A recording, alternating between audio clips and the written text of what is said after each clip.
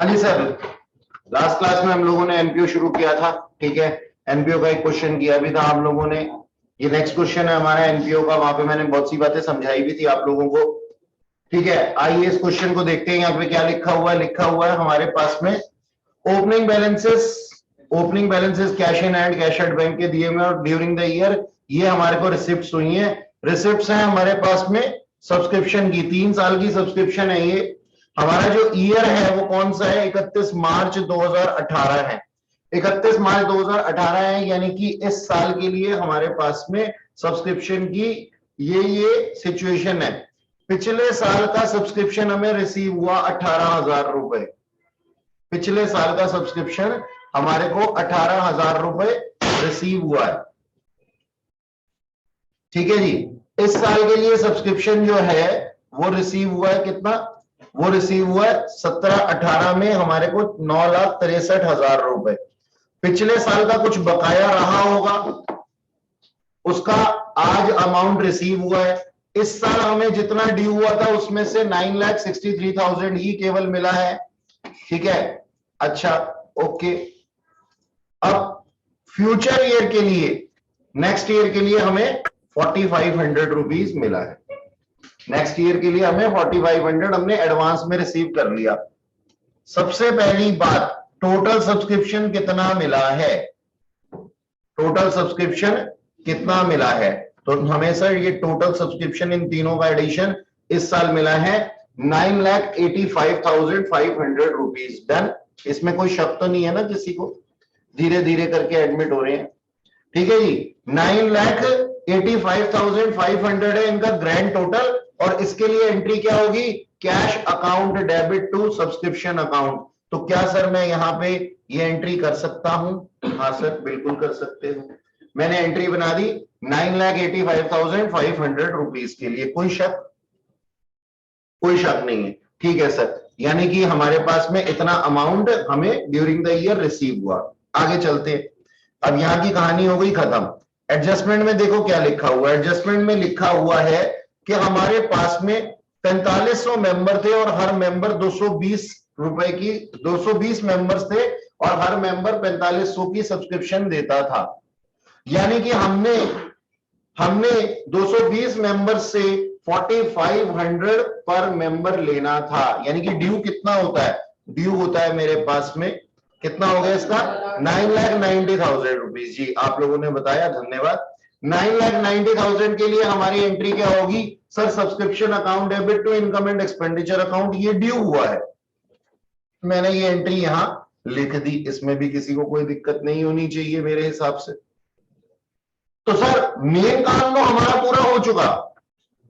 Main काम तो हमारा पूरा हो चुका। हमारे पास में यही तो बैलेंसिंग फिगर होती है ना कि हमें इनकम एंड एक्सपेंडिचर अकाउंट में कितना लेकर के जाना है। लेकिन ऐसा नहीं है, क्योंकि हमें ओपनिंग और क्लोजिंग बैलेंस शीट में जो भी पोर्शन जाएगा वो हमें लिखना है। तो इस चीज का ध्यान देना है। अच्छा चलिए, तो हमारे पास ये मेजर पॉइंट आ गया। लेकिन इसके बावजूद भी हमारा पॉइंट अभी खत्म नहीं हुआ। नीचे लिखा हुआ है, आप देखेंगे, चेक करेंगे, हमारे पास में सब्सक्रिप्शन इन एरियर कब? ये ओपनिंग दिया हुआ है 31 मार्च 2017। 31 मार्च 2017 का मतलब क्या है? 1 अप्रैल 2017। 1 अप्रैल 2017 को सब्सक्रिप्शन की सिचुएशन क्या थी? सब्सक्रिप्शन इन एरियर था, यानी कि आउटस्टैंडिंग सब्सक्रिप्शन था। यानी कि हमने रिसीव करना था कितना? 22,500। यानी कि साल की शुरुआत में हमने 22,500 रुपए अपने मेंबर्स से लेने थे। तो ये मेरा ओपनिंग एसेट हो गया, जैसे कि मैंने लास्ट क्लास में बताया था। ठीक है सर, मैंने इसको यहां लिख दिया टू बैलेंस बीडी। ये क्या है? ये सर मेरा ओपनिंग आउटस्टैंडिंग है। ठीक है जी। अब मुझे दिखाई दे रहा है सर कि लास्ट ईयर के ओपनिंग आउटस्टैंडिंग 22,500 में से मुझे इस साल कितने? 18,000 रुपए तो रिसीव हो गए हैं। तो मेरा closing outstanding related to previous year कितना होगा? सर 4,500 रुपीज होगा, येट टू रिसीव।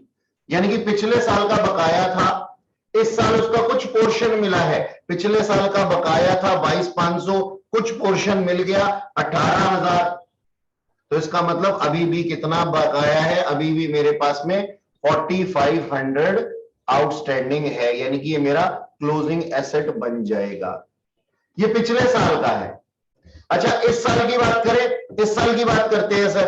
इस साल मेरा बनता कितना था, 9,90,000 लोगों ने मुझे देना था, लेकिन उन्होंने मुझे सिर्फ 9,63,000 ही दिया, यानी कि इस साल का भी कुछ आउटस्टैंडिंग है, मानते हो इस चीज को? और वो कितना आउटस्टैंडिंग है, वो 27,000 रुपए आउटस्टैंडिंग है। कैसे निकाला हमने, ये करके निकाला। बात समझ में आई? तो हम क्या कहते हैं, एक तो हमने प्रीवियस ईयर का आउटस्टैंडिंग, अगर इस साल कुछ पड़ा हुआ है, सिंपल सी बात है, 22,500 हमने अपने लोगों से पिछले साल के लेने थे। अगर वो 22,500 दे देते तो हमारी बात खत्म हो जाती, लेकिन पिछले साल की, मतलब तुम फाउंडेशन में आ गए, क्लास 12th में भी पढ़ते थे, क्लास 12th की कुछ फीस पेंडिंग थी और फाउंडेशन की फी भी कुछ पेंडिंग है। तो मैं क्या कहता हूं, टोटल आउटस्टैंडिंग कितनी हो गई, टोटल पेंडिंग कितनी हो गई, इतनी हो गई। 2 साल का पेंडिंग आ गया ना, ठीक है जी, ओके। अब देखो यहाँ क्वेश्चन में दिया हुआ हमारे को 4,500 जो है, that is related to next year, यानी कि received in advance. Received in advance क्या है, लाइबिलिटी है। और कौन सी लाइबिलिटी है सर, ये क्लोजिंग लाइबिलिटी है। क्यों क्लोजिंग लाइबिलिटी है, क्योंकि सर ये 31 मार्च का डाटा दिया हुआ, हमने रिसीव कर लिया एडवांस में, क्लोजिंग लाइबिलिटी है।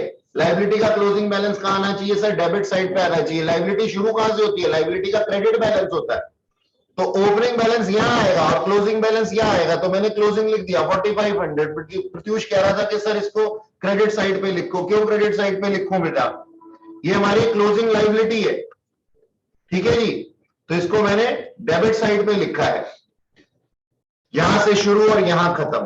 अब मैंने ना टोटल बैलेंसिंग कर दी सारी जगह पे, बैलेंसिंग करके मुझे अमाउंट मिला निल, यानी कि मेरी ओपनिंग, देखो मेरे पास ओपनिंग एसेट था, क्लोजिंग एसेट आ गए, ड्यूरिंग द ईयर रिसीव आ गया, ड्यूरिंग द ईयर ड्यू आ गया, क्लोजिंग लाइबिलिटी आ गई, तो अब रह क्या गया, यही तो रह गया ना, तो ये निल है, ये निल है, ठीक है जी।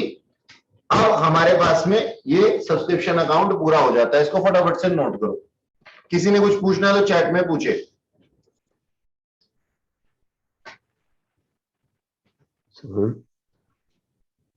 मनीष जी आपको समझ में आया या नहीं आया, जल्दी बताइए पहले, मनीष जी जल्दी बताइए, चैट में पूछिए। मनीष जी मैं आपसे पूछ रहा हूं, समझ में आया या नहीं आया, आया ना बोलिए।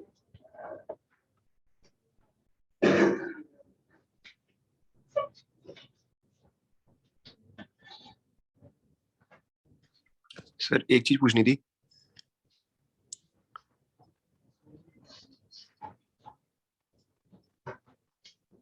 सर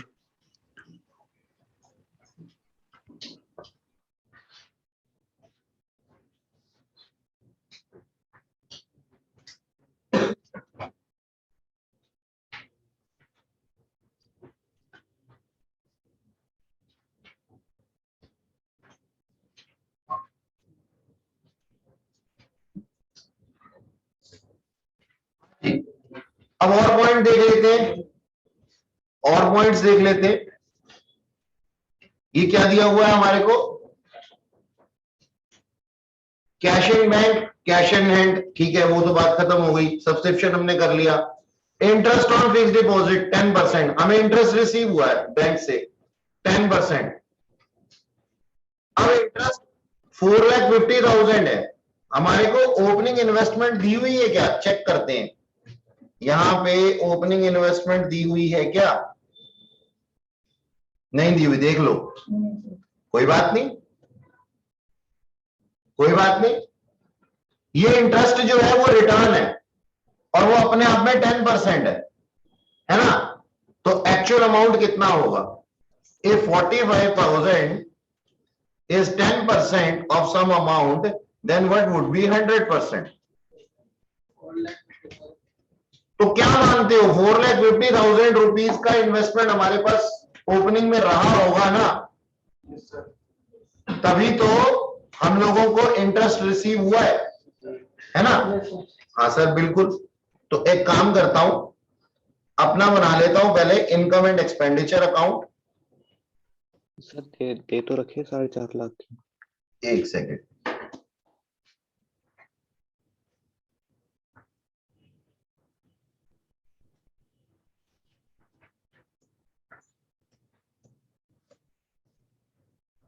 ये हो गया sir income and expenditure account, फटाफट से बनाते हैं अपन। और एक बना लेते हैं सर बैलेंस शीट, बढ़िया सी प्यारी सी गंदी सी, एक्चुअली दो बनानी है।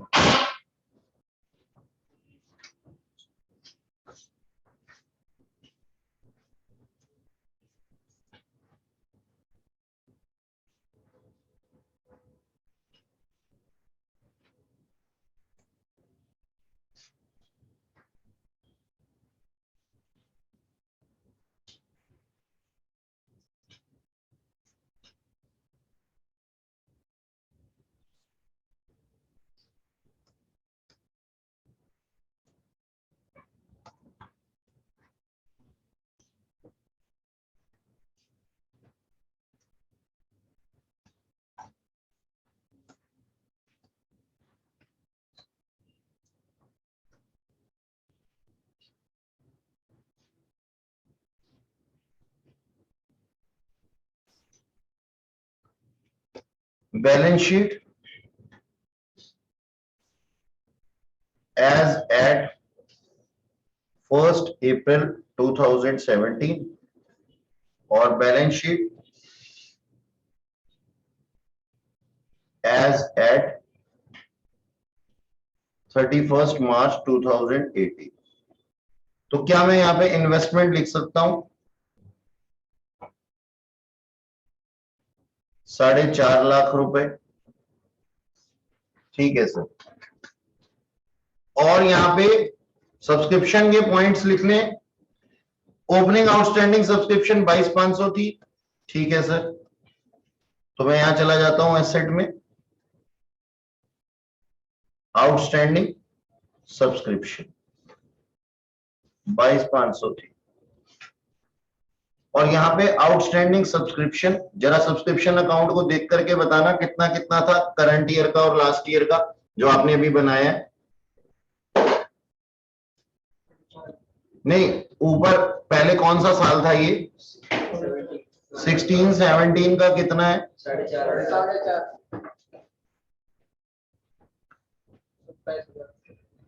4,500 और यहाँ पे 27,000, टोटल कितना हो गया? 31,500, ठीक है जी, ओके, ये लिख दिया हमने। और हमारे पास में ओपनिंग लाइबिलिटी नील थी, क्लोजिंग लाइबिलिटी कितनी है? 4,500 है, तो ये मैंने लिख दिया। सब्सक्रिप्शन इन एडवांस 4,500, ठीक है ना। अभी तक जो भी किया उसकी पोस्टिंग कर दी। इनकम एंड एक्सपेंडिचर अकाउंट में लिख देता हूं, income and expenditure account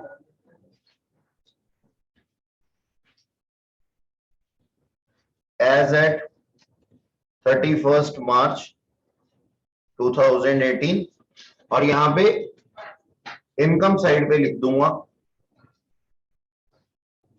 subscription bye subscription 9,90,000 था ना? क्या टोटल? क्या सर? एक सेकेंड, आप नहीं पढ़ाएंगी, मैं ही पढ़ाऊंगा। हाँ सर बोलिए। हाँ, 9,85,500 है सर इनको तो रिसीट। तो क्या करूं मैं? ये क्या है, इनकम एंड एक्सपेंडिचर अकाउंट है या रिसीट एंड पेमेंट अकाउंट है? और इनकम एंड एक्सपेंडिचर अकाउंट में ट्रांजैक्शंस ड्यू बेसिस पे आती हैं या रिसीव्ड बेसिस पे आती हैं? ये प्रॉफिट एंड लॉस अकाउंट है सर आपका, ये याद रखना बस। उसके अंदर कैश से कोई लेना देना नहीं होता ना, ड्यू बेसिस पे सारी ट्रांजैक्शन होती है ना। तो जो ड्यू हुई है वही आएगी। तो ड्यू कितना हुआ है? 450 मेंबर्स, जितने भी मेंबर्स थे उससे 220 रुपया, ऐसा कर 220 मेंबर से 4500 रुपया, कुछ ऐसा था ना, वो ड्यू हुआ है। तो जो टोटल ड्यू हुआ है वो आएगा, ये ड्यू बेसिस पे बनेगा और वो कैश बेसिस पे। एक बार फिर से ना पिछली वाली क्लास को अच्छे से समझ लेना, अच्छे से। जब मैंने इसकी शुरुआत करवाई थी ना तब मैंने बताया था। तो 9,90,000 यहाँ पे ड्यू बेसिस पे आता है। यहाँ जो ट्रांजेक्शन्स दी जाती हैं ये ड्यू बेसिस होती हैं और ओनली रेवेन्यू ट्रांजैक्शंस होती हैं।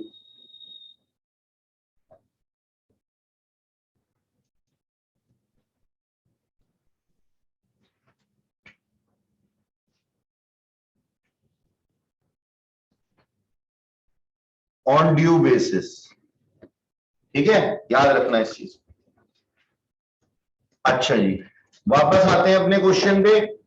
इंटरेस्ट ऑन एफडी हमारी इनकम है 45,000 रुपए की। 45,000 रुपए हमारा रिसीव हुआ है, हम लिख देंगे यहां पे bye interest on investment 45,000 rupees. ठीक सर।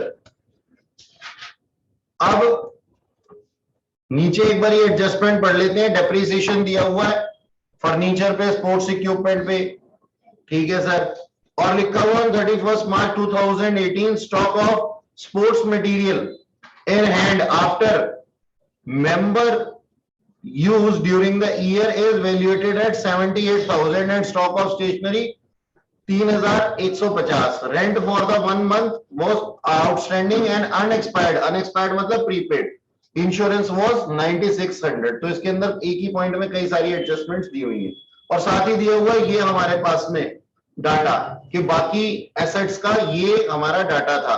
अब एक काम करते हैं, सबसे हल्का पॉइंट हमारे को यही वाला लग रहा है, हम पकड़ करके इसकी ना बैलेंस शीट बना देते हैं। ये लो, ओपनिंग बैलेंस शीट बनानी है ना हमने।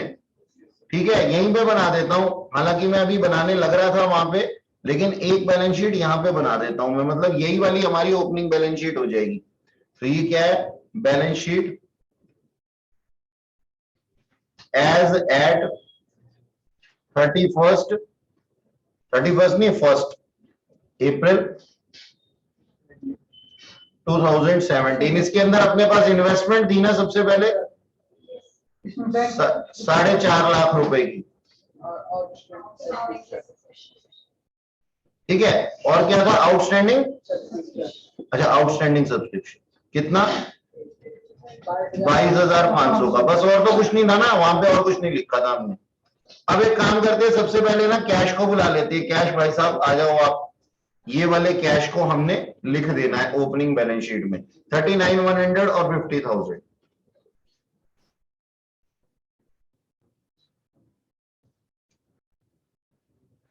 कितना था? 39,100 और 50,000। ये हमने लिख दिया। ठीक है जी, ओपनिंग कैश लिख दिया हमने, कोई दिक्कत नहीं है।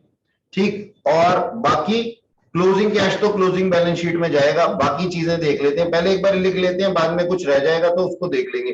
पहले इन सबको लिख लेते हैं। फर्नीचर था हमारे पास में 2,70,000 रुपए का। स्पोर्ट्स इक्विपमेंट थे 1,80,000 की, लिखा हुआ सब यहाँ पे। बैंक एफडी थी, ओके, 4,50,000 लिखा हुआ है। अब ये एफडी के ऊपर इंटरेस्ट है या किसी और चीज पे ऊपर? मजा आ गया मतलब। अब दोबारा मत लिखना, ठीक है?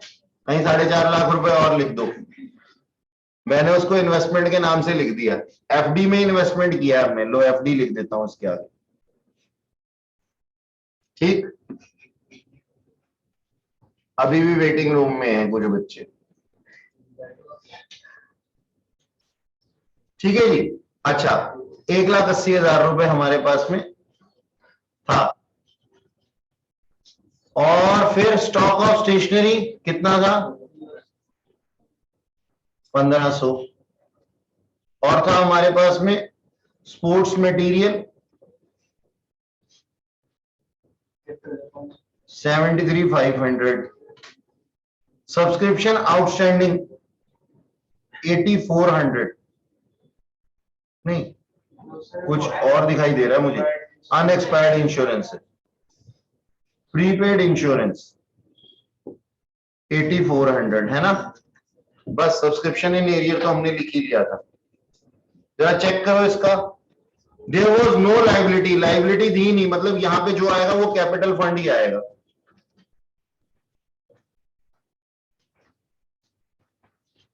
कितना आ जाएगा ये बताना।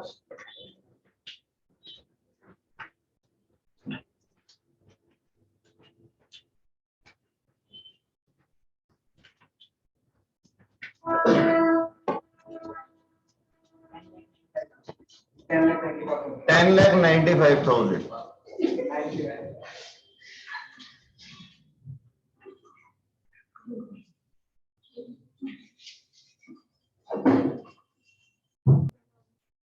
हमारे पास में दिया हुआ, हमने ना डेप्रिसिएशन लगाना है फर्नीचर पे और स्पोर्ट्स इक्विपमेंट्स पे, ठीक है।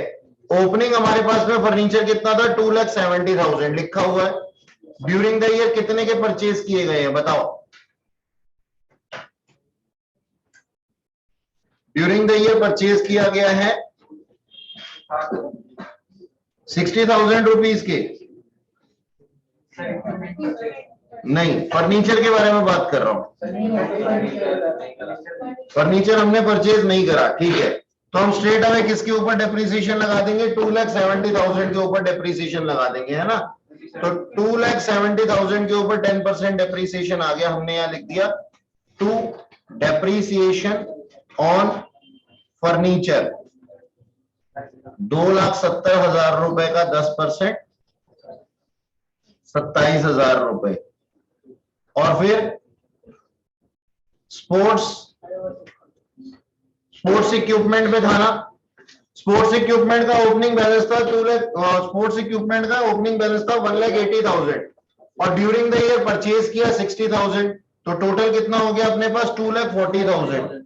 2,40,000 के ऊपर 10% डेप्रिसिएशन लगा दिया हमने, 24,000 सर 15% है सर, 15 नहीं 15% था ये तो, सॉरी जरा चेक करके बताओ कितना आएगा, कितना। अच्छा ये परचेज कब किया गया था, ये इसकी डेट भी दी हुई होगी शायद। हाँ 1/10 को, तो 60,000 के ऊपर 6 महीने का लगेगा, अलग अलग लगेंगे।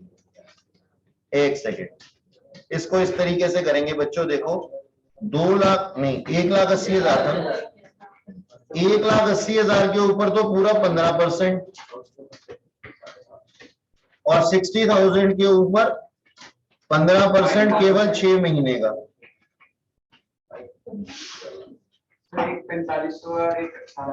ये 18,000 है ना, और ये 4,500 पक्का। सर ऊपर हमारा टोटल कितना हो गया, हाँ 27,000 है सर, 15% है। पक्का चेक कर लो, मेरे को 4,500 पे कोई डाउट है, मेरे को ये 4,500 पे डाउट है थोड़ा सा।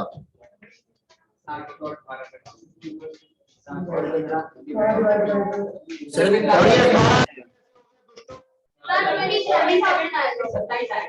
हाँ तो फिर 10% कर रहे हो, मैं यहाँ 15 लिखा हुआ है, और यहाँ कितना आएगा, ये इतना ही है। टोटल कितना हो गया ये, ठीक है ओके। अच्छा जी ये चीजें हमने लिख ली, डेप्रिसिएशन हो गया, एडजस्टमेंट का ये वाला काम खत्म हो गया, ठीक है। अच्छा अब इसके बाद में ये दिया हुआ है on 31 March 2018 stock of sports material was valued at 78,000। 31 March 2018 को ये क्लोजिंग बैलेंस शीट के लिए बताया हुआ है, ठीक है। अच्छा ओपनिंग में कितना था बताओ, देखो यहाँ पे क्या लिखा हुआ है, स्पोर्ट्स मटेरियल 73,500 का था और लास्ट में कितना है 78,000 का है। इसका मतलब क्या है, ड्यूरिंग द ईयर कुछ परचेज किया गया है और कुछ यूटिलाइजेशन भी किया हुआ होगा। यूटिलाइजेशन के बारे में यहाँ पे कुछ लिखा नहीं हुआ, एक वर्किंग नोट बनाओ अपने आप से कि कितना आता है इसका कंजम्पशन कितना आता है, उसके ऊपर वर्किंग नोट बनाओ। स्पोर्ट्स मटेरियल था ना ये, तो इसके ऊपर डेप्रिसिएशन तो लगेगा नहीं, कंजम्पशन आएगा। बताओ कंजम्पशन कितना है,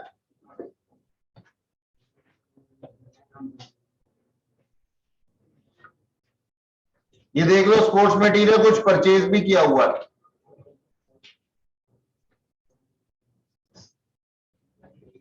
छोटा सा एक स्पोर्ट्स मटेरियल अकाउंट बना देता हूं। ओपनिंग बैलेंस ये हमारा एसेट है ना, कंज्यूमेबल स्टोर्स एसेट्स होते हैं, तो टू बैलेंस बीडी लिख सकता हूं यहाँ पे। कितना ओपनिंग में कितना था 73,500, ठीक है। ड्यूरिंग द ईयर परचेज किया तो टू कैश अकाउंट कितना 3,04,500 और फिर भी क्लोजिंग में मेरे पास में पड़ा हुआ है बाय बैलेंस सीडी कितना पड़ा हुआ है 78,000 रुपीज। अब बैलेंसिंग फिगर बता दो मेरे को। इसको डेप्रिसिएशन नहीं कहते, इसको कंजम्पशन कहते हैं। 3 lakh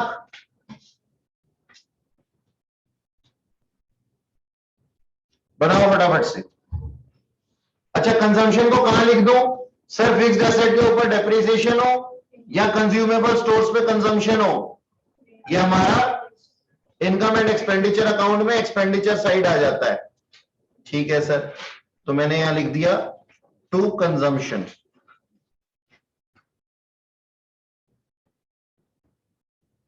of sports material 3 lakh रुपए।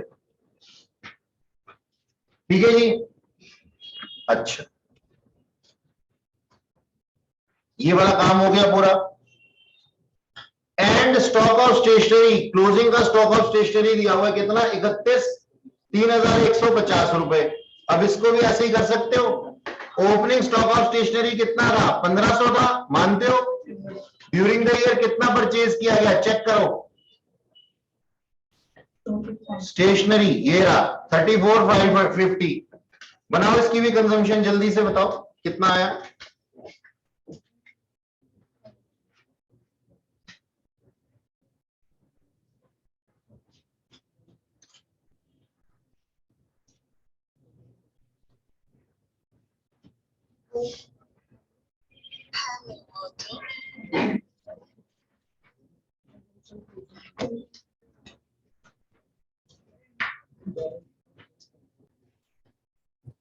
ठीक, ये हमारा स्टेशनरी अकाउंट भी हमने आप लोगों की मदद से बना लिया। स्पोर्ट्स इक्विपमेंट नहीं है, stationery account.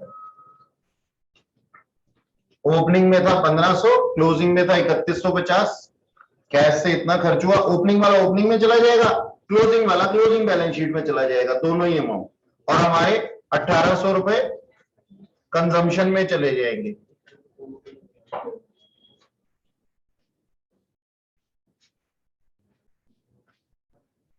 ₹1800 opening balance sheet में ओपनिंग वाला चला गया था, और क्लोजिंग बैलेंस शीट में जरा बता दो स्पोर्ट्स मटेरियल और स्टेशनरी। स्टेशनरी अभी अभी निकाली हमने 1800 और स्पोर्ट्स मटेरियल कितना निकाला था? क्लोजिंग बैलेंस ही तो लिखा है। अच्छा, 1800 कंजम्पशन थी, ठीक है। क्लोजिंग बैलेंस बताओ 3150 और यहाँ 78,000। ठीक है, जो चीजें आए उनको साथ के साथ लिखते जाएंगे। अब इसकी तो हमें जरूरत रही नहीं है, इसको भगा देते हैं यहां से, इसका काम तो हो चुका खत्म। ठीक है ना।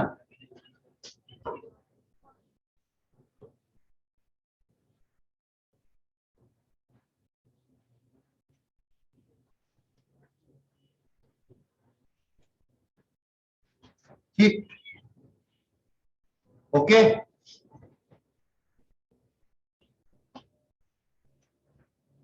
अच्छा,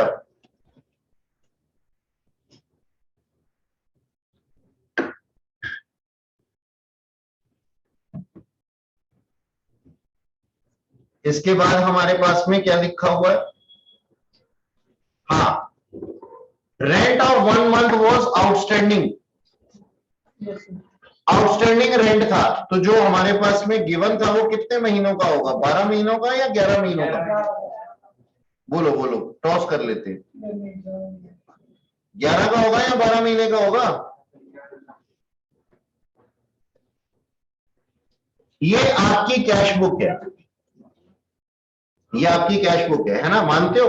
अब ये कैश बुक जो है ये बता रही है कि आपको रेंट रिसीव हुआ है। रेंट रिसीव हुआ है कितने का? 1,48,500 का, 1,48,500, यही है ना। और नीचे एडजस्टमेंट में दिया हुआ कि 1 महीने का आउटस्टैंडिंग है, बकाया है। तो ये कितने महीने का रेंट है, 11 महीने का या 12 महीने का? 11 महीने का है, क्योंकि जो रिसीव हुआ, अगर अभी 1 महीने का बकाया है और पहले का कुछ मिला नहीं है, तो जो मिला है वो 11 महीने का मिला है। ठीक है सर, तो मैं ये कहता हूं कि अगर 1,48,500 11 महीने का है, तो बताओ 1 महीने का कितना होगा? वही तो आउटस्टैंडिंग है ना। 13,500। कितना हो गया? चलो इसको भी भगाओ, 1 महीने का क्यों पता करें, हम तो टोटल पता कर लेते हैं 12 महीनों का कितना होगा। 1,62,000 स्ट्रेट अवे आ जाएगा हमारे पास। तो 12 महीने का रेंट जितना ड्यू होता था वही हम लिखेंगे। ठीक है सर, तो मैंने यहां पे गया और मैंने यहां पे लिख दिया टू रेंट। 1,62,000 था, ठीक है, 1,62,000 मैंने लिख दिया। और क्या लिखा हुआ है? अनएक्सपायर्ड इंश्योरेंस 9,600, यानी कि हमने अनएक्सपायर्ड मतलब प्रीपेड इंश्योरेंस जो हमने पे किया है, ये रहा इंश्योरेंस, उसमें 9,600 प्रीपेड है, वो करंट ईयर से रिलेटेड नहीं है, तो हमें तो करंट ईयर से रिलेटेड वाले लिखने होते हैं। तो 3,8,400 माइनस 9,600 कितना हो गया? टॉस कर लो, कोई 27 कह रहा है, कोई 28 कह रहा है। 28,500, 28,800, ठीक है सर, यानी कि इस साल का इंश्योरेंस इतना बनता है। टू इंश्योरेंस 28,800, ठीक है ना। अच्छा, अब इन चीजों को हम बैलेंस शीट्स में भी लिख दें। क्लोजिंग बैलेंस शीट है हमारे पास में। रेंट हमारा क्या था? 1 महीने का आउटस्टैंडिंग था, तो आउटस्टैंडिंग रेंट में लाइबिलिटी में लिख देता हूं, ठीक है ना। कितना था 1 महीने का? 13,500। और प्रीपेड इंश्योरेंस कितना था? 9,600 रुपीज। क्वेश्चन में गिवन ही।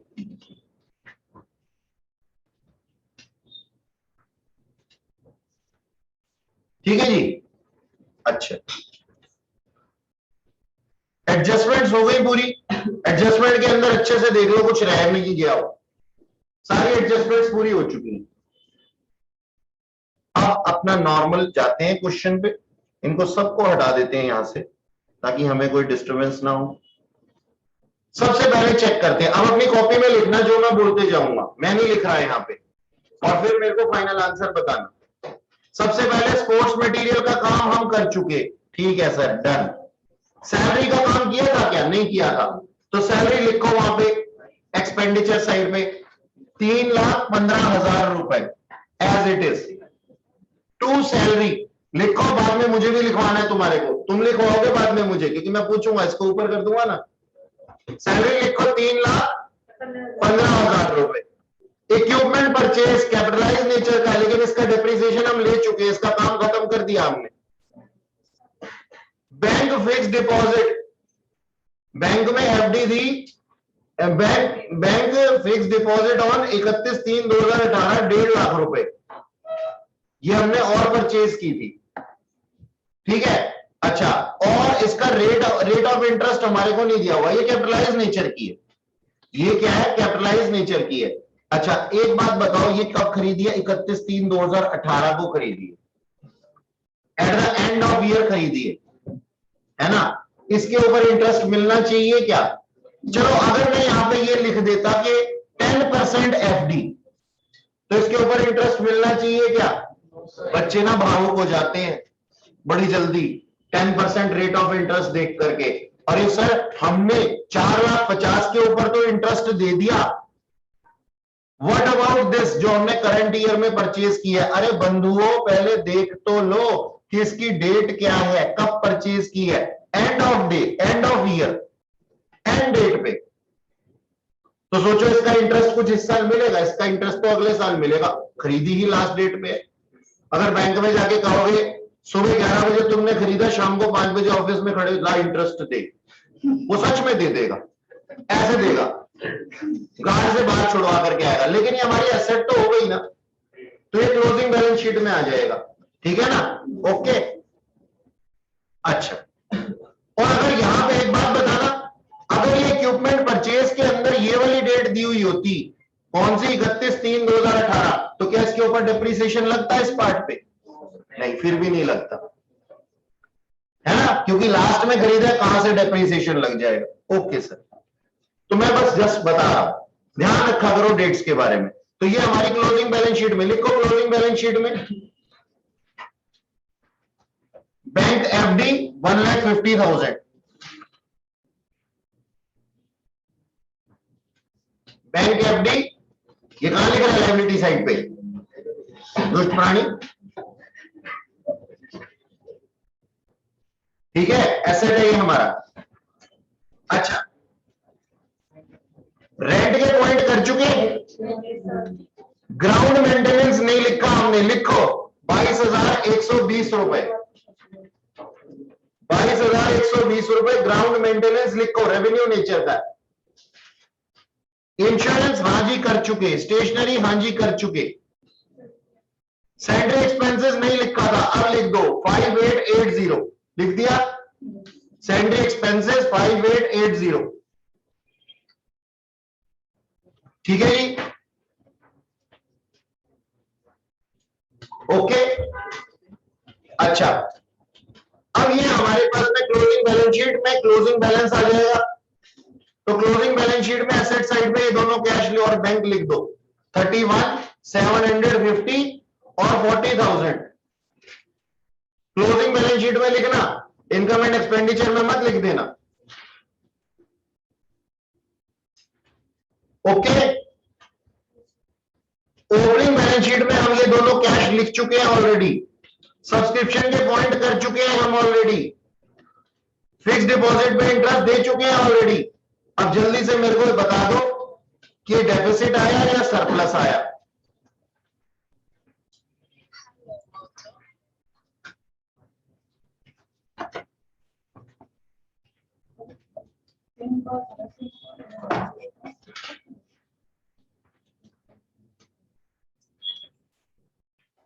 इंश्योरेंस का पॉइंट था एक तो हमारे पास में, इंश्योरेंस के पॉइंट के अंदर हमने ये इंश्योरेंस का अमाउंट बना दिया, इंश्योरेंस के अंदर दिया हुआ है हमारे को, हमने इंश्योरेंस ड्यूरिंग द ईयर पे किया है 38,400, तो अमाउंट हो गया, तो एंट्री क्या हो गई, insurance account debit to cash account, opening और इस साल का हमारा प्रीपेड दिया हुआ था 9600 रुपीज का, तो ये हमारा क्लोजिंग एसेट बन गया, 9600 लिख दिया, और ओपनिंग हमारा था प्रीपेड इंश्योरेंस 8400, एडजस्ट करके 37,200 आया, तो इसका इतना इंश्योरेंस हमारा ड्यू था ड्यूरिंग द ईयर, वो हमने यहाँ पे लिख दिया 37,200, बाकी सारी चीजें हमने लिखी हुई थी और फिर एडजस्ट किया तो हमारा सरप्लस आ गया 1,32,500। इसके बाद में हमने क्लोजिंग बैलेंस शीट ये इस तरीके से आप चेक कर सकते हैं अपनी, जिसमें कि हमने opening plus purchases minus depreciation करके दोनों फिक्स्ड एसेट का बैलेंस निकाल लिया, 2,08,500 और 2,43,000। एफडी का ध्यान रखना 4,50,000 और करंट ईयर में 1,50,000 और परचेज कर लिया, और इसके ऊपर कोई एक्रूड इंटरेस्ट नहीं है, तो 6 लाख जो था वो हमें रिसीव हो चुका था, कोई एक्रूड नहीं है। बाकी कैश बैलेंसेस लिखे हुए हैं, कैपिटल फंड के अंदर हमने ऐड कर दिया अपने पास में सरप्लस 12,27,500 हमारे पास में नेट अमाउंट आ गए, तो ये हमारी क्लोजिंग बैलेंस शीट है, ये हमारा इनकम एंड एक्सपेंडिचर अकाउंट है, और सर ये हमारी ओपनिंग बैलेंस शीट थी, ठीक, अच्छा।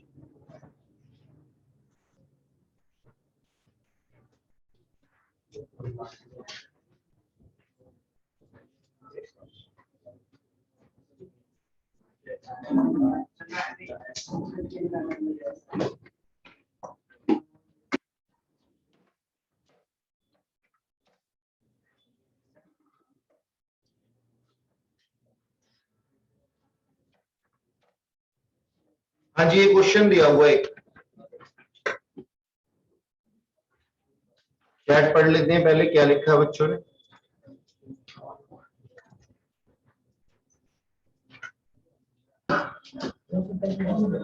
नेक्स्ट क्वेश्चन है ये हमारे पास में, इधर देखिएगा।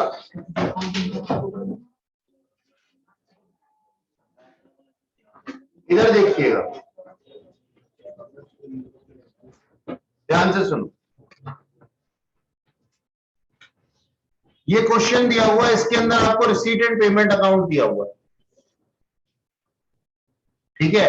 इसका मतलब हमारे को इनकम एंड एक्सपेंडिचर अकाउंट बनाना होगा, ऐसा सोच सकते हैं हम,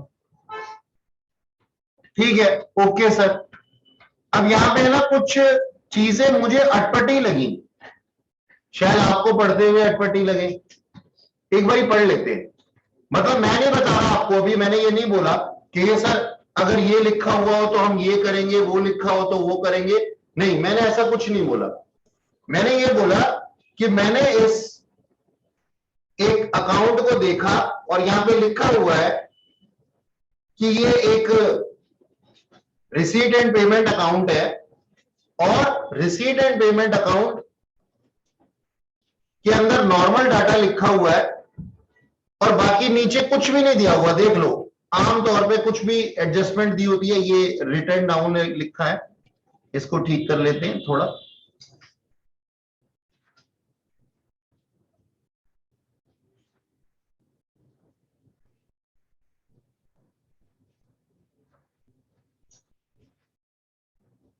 ठीक है, और ये इनकम एंड एक्सपेंडिचर अकाउंट लिखा है, तो मिसप्रिंट था थोड़ा सा, वो भी ठीक कर दिया। इस पूरे क्वेश्चन के अंदर हमें कोई दिक्कत नहीं होती, हम ही कहते हैं अच्छा, ऊपरी तौर से अगर हम देखते हैं तो हम कहते हैं अच्छा ठीक है, हमारे पास में रिसीट एंड पेमेंट अकाउंट दिया हुआ है, और मजे की बात तो क्या है कि हमें ओपनिंग बैलेंस शीट भी दी हुई है और क्लोजिंग कुछ बैलेंसेस भी दिए हुए हैं, तो ये हमारी हेल्प करेंगे, तो हमारे पास में परेशानी वाली बात भी नहीं है, ठीक है। ऐसा हम सोचते हैं।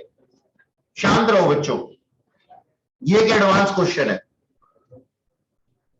अब जब मैं इसको पढ़ता हूं रिसीट एंड पेमेंट अकाउंट को ना, तो मुझे कुछ अजीब सी बातें दिखाई देती हैं। क्या? चलो पढ़ना शुरू करते हैं। सब्सक्रिप्शन,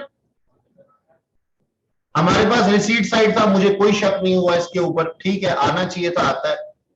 फेयर रिसीट्स, हाँ सर आनी चाहिए थी, आती हैं। वैरायटी सोल्ड रिसिप्ट्स, हाँ आती हैं। इंटरेस्ट इनकम होती है हमारी, बार कलेक्शन होता है हमारा।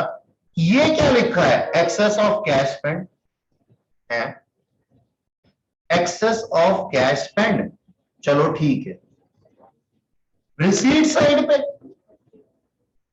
गलत है ना, रिसीट साइड पे एक्सेस ऑफ कैश स्पेंड, जितना कैश तुम्हारे पास में था नहीं उससे ज्यादा तुम खर्च कैसे कर सकते हो? कोई मुझे ये बता दे, जितना कैश तुम्हारे पास में नहीं था उससे ज्यादा तुम खर्च कैसे कर सकते हो? बैंक ओवरड्राफ्ट बोलना मत, वो बैंक फैसिलिटी देता है, हमारी जेब नहीं फैसिलिटी देती, ठीक है ना जी। तो ये एक अटपटी बात मुझे यहां पे लगी, आपको भी लगी, तो मैंने इसको टिक कर दिया रेड पेन से। सॉरी, ये वाला, ये मुझे अलग लगा थोड़ा। चलो आगे बढ़ते हैं। डेफिसिट, कैश अकाउंट के अंदर डेफिसिट, ये भी एक पटा लगा। अच्छा, फिर लिखा है पेमेंट, प्रीमिसेस की परचेज की हमने, हाँ ठीक है, होता है सर, कोई दिक्कत नहीं है, ओके है। ऑनरेरियम टू सेक्रेटरी, हाँ देते हैं, कोई बात नहीं। रेंट पे करते हैं, rates, taxes, printing, stationery, wages, fare expenses, बार परचेज पेमेंट, रिपेयर, हाँ ठीक है, सब चीजें ठीक है, यहां से यहां तक सब ठीक है, मुझे कोई दिक्कत नहीं है इनसे। अब देखो यहां नीचे क्या लिखा हुआ है, new car, less proceed of old car 98,000, 37,500। Sir इसमें क्या परेशानी है? हाँ, इधर सुनो मेरी बात ध्यान से, इसका मतलब समझ लेते हैं, पहले इसका हिंदी अनुवाद समझ लेते हैं, और जो लोग यहां से अभी गायब हुए हैं ना, उनका करते हैं अब नुकसान। ये क्वेश्चन जिन्होंने ऑनलाइन नहीं देख रहे, जो उनका थोड़ा सा नुकसान करते, भाई आप लोगों को बेनिफिट होना चाहिए ना, फेस टू फेस वालों को कुछ ना कुछ तो सर यहां पे इसका मतलब ये है, हम ना गाड़ी खरीदने गए, अभी पीछे दिवाली गई और दिवाली में हमारे पास बहुत से एक्सचेंज ऑफर आते हैं। क्या कहते हैं? कहते हैं अपनी पुरानी कार ले आओ और नई कार ले जाओ, ऐसे करके ऑफर्स आते हैं। तो उसने हमारी पुरानी कार जो है 9,000 रुपए की वैल्यू की, उसको अपने पास रख लिया और जितने की नई कार थी उसमें से 9,000 रुपए एडजस्ट करके रिमेनिंग अमाउंट हमसे ले लिया। तो सर इसका मतलब नेट कैश तो हमारा कितना गया है? 37,800 गया है। ठीक तो है, आप क्यों इस पे शक कर रहे हो? हाँ ठीक है 37,800, लेकिन व्हाट अबाउट दैट 9,000? वो भी तो इनकमिंग होनी चाहिए थी ना। तो हम एडजस्ट करके कभी भी कैश बुक में नहीं दिखाते, हम कहते हैं अलग अलग बताओ भैया, ऐसे थोड़ी होता है। चलो ठीक है सर। तो इसका मतलब अगर मैं आपसे ये जानना चाहूं कि नई कार कितने की थी जो परचेज की गई, तो वो आप क्या कहोगे? इसमें 9,000 प्लस कर दो। मानते हो कि सर हमारी जो 9,000 गए हैं एडजस्ट किए हैं इसने 37,800 एडजस्ट करने के बाद बढ़ी है, तो एक्चुअल कार की कीमत कितनी है? 46,800। और सर हमारे पास में जो ओल्ड कार बिकी है उसकी रिसीट साइड में 9,000 रुपीज आना चाहिए था या नहीं आना चाहिए? ठीक है जी। तो सेल ऑफ ओल्ड कार लिख सकता हूं, तब सही होता। अच्छा, इसका मतलब ये एडजस्ट करके लिखना नहीं चाहिए था। चलो खैर कोई बात नहीं, आगे चलते हैं, थोड़ी सी और बातें करते हैं इसके बारे में। इसका मतलब यहां पे ये जो डाटा है ना, इसके अंदर मेरे को थोड़ा रेक्टिफिकेशन करने की जरूरत है। पूरा गलत नहीं है लेकिन कुछ रेक्टिफाई करने की जरूरत है। अब आगे चलते हैं। क्या बोला गया? ये बोला गया सर कैश इन हैंड इतना है, कोई टेंशन नहीं, दिक्कत नहीं। ओपनिंग दिया होता है, क्लोजिंग दिया होता है, मुझे कोई शक नहीं है इस पे, मेरे को इस पॉइंट पे कोई शक नहीं, कोई दिक्कत नहीं। Bank balances as per passbook, ये तो कभी नहीं सुना मैंने, ये तो बैंक रिकंसिलिएशन की याद दिला रहा है। कहता है ऐसी स्टेटमेंट तो कभी नहीं आता ना, सीधा लिखा होता ना बैंक अकाउंट, सिंपल। अब ये क्या लिखा हुआ है? Bank statement as per passbook. अच्छा, इसने अपना और चमत्कार दिखाया, cheque issued not presented for sundry expenses. ओहो,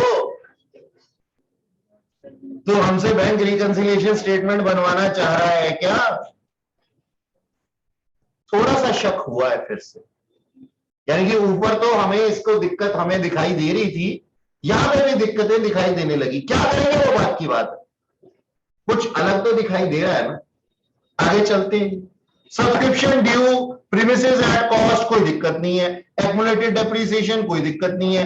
कार एट कॉस्ट, कोई दिक्कत नहीं है। एक्युमुलेटेड डेप्रिसिएशन ऑन कार, कोई दिक्कत नहीं है। बार स्टॉक, कोई दिक्कत नहीं है।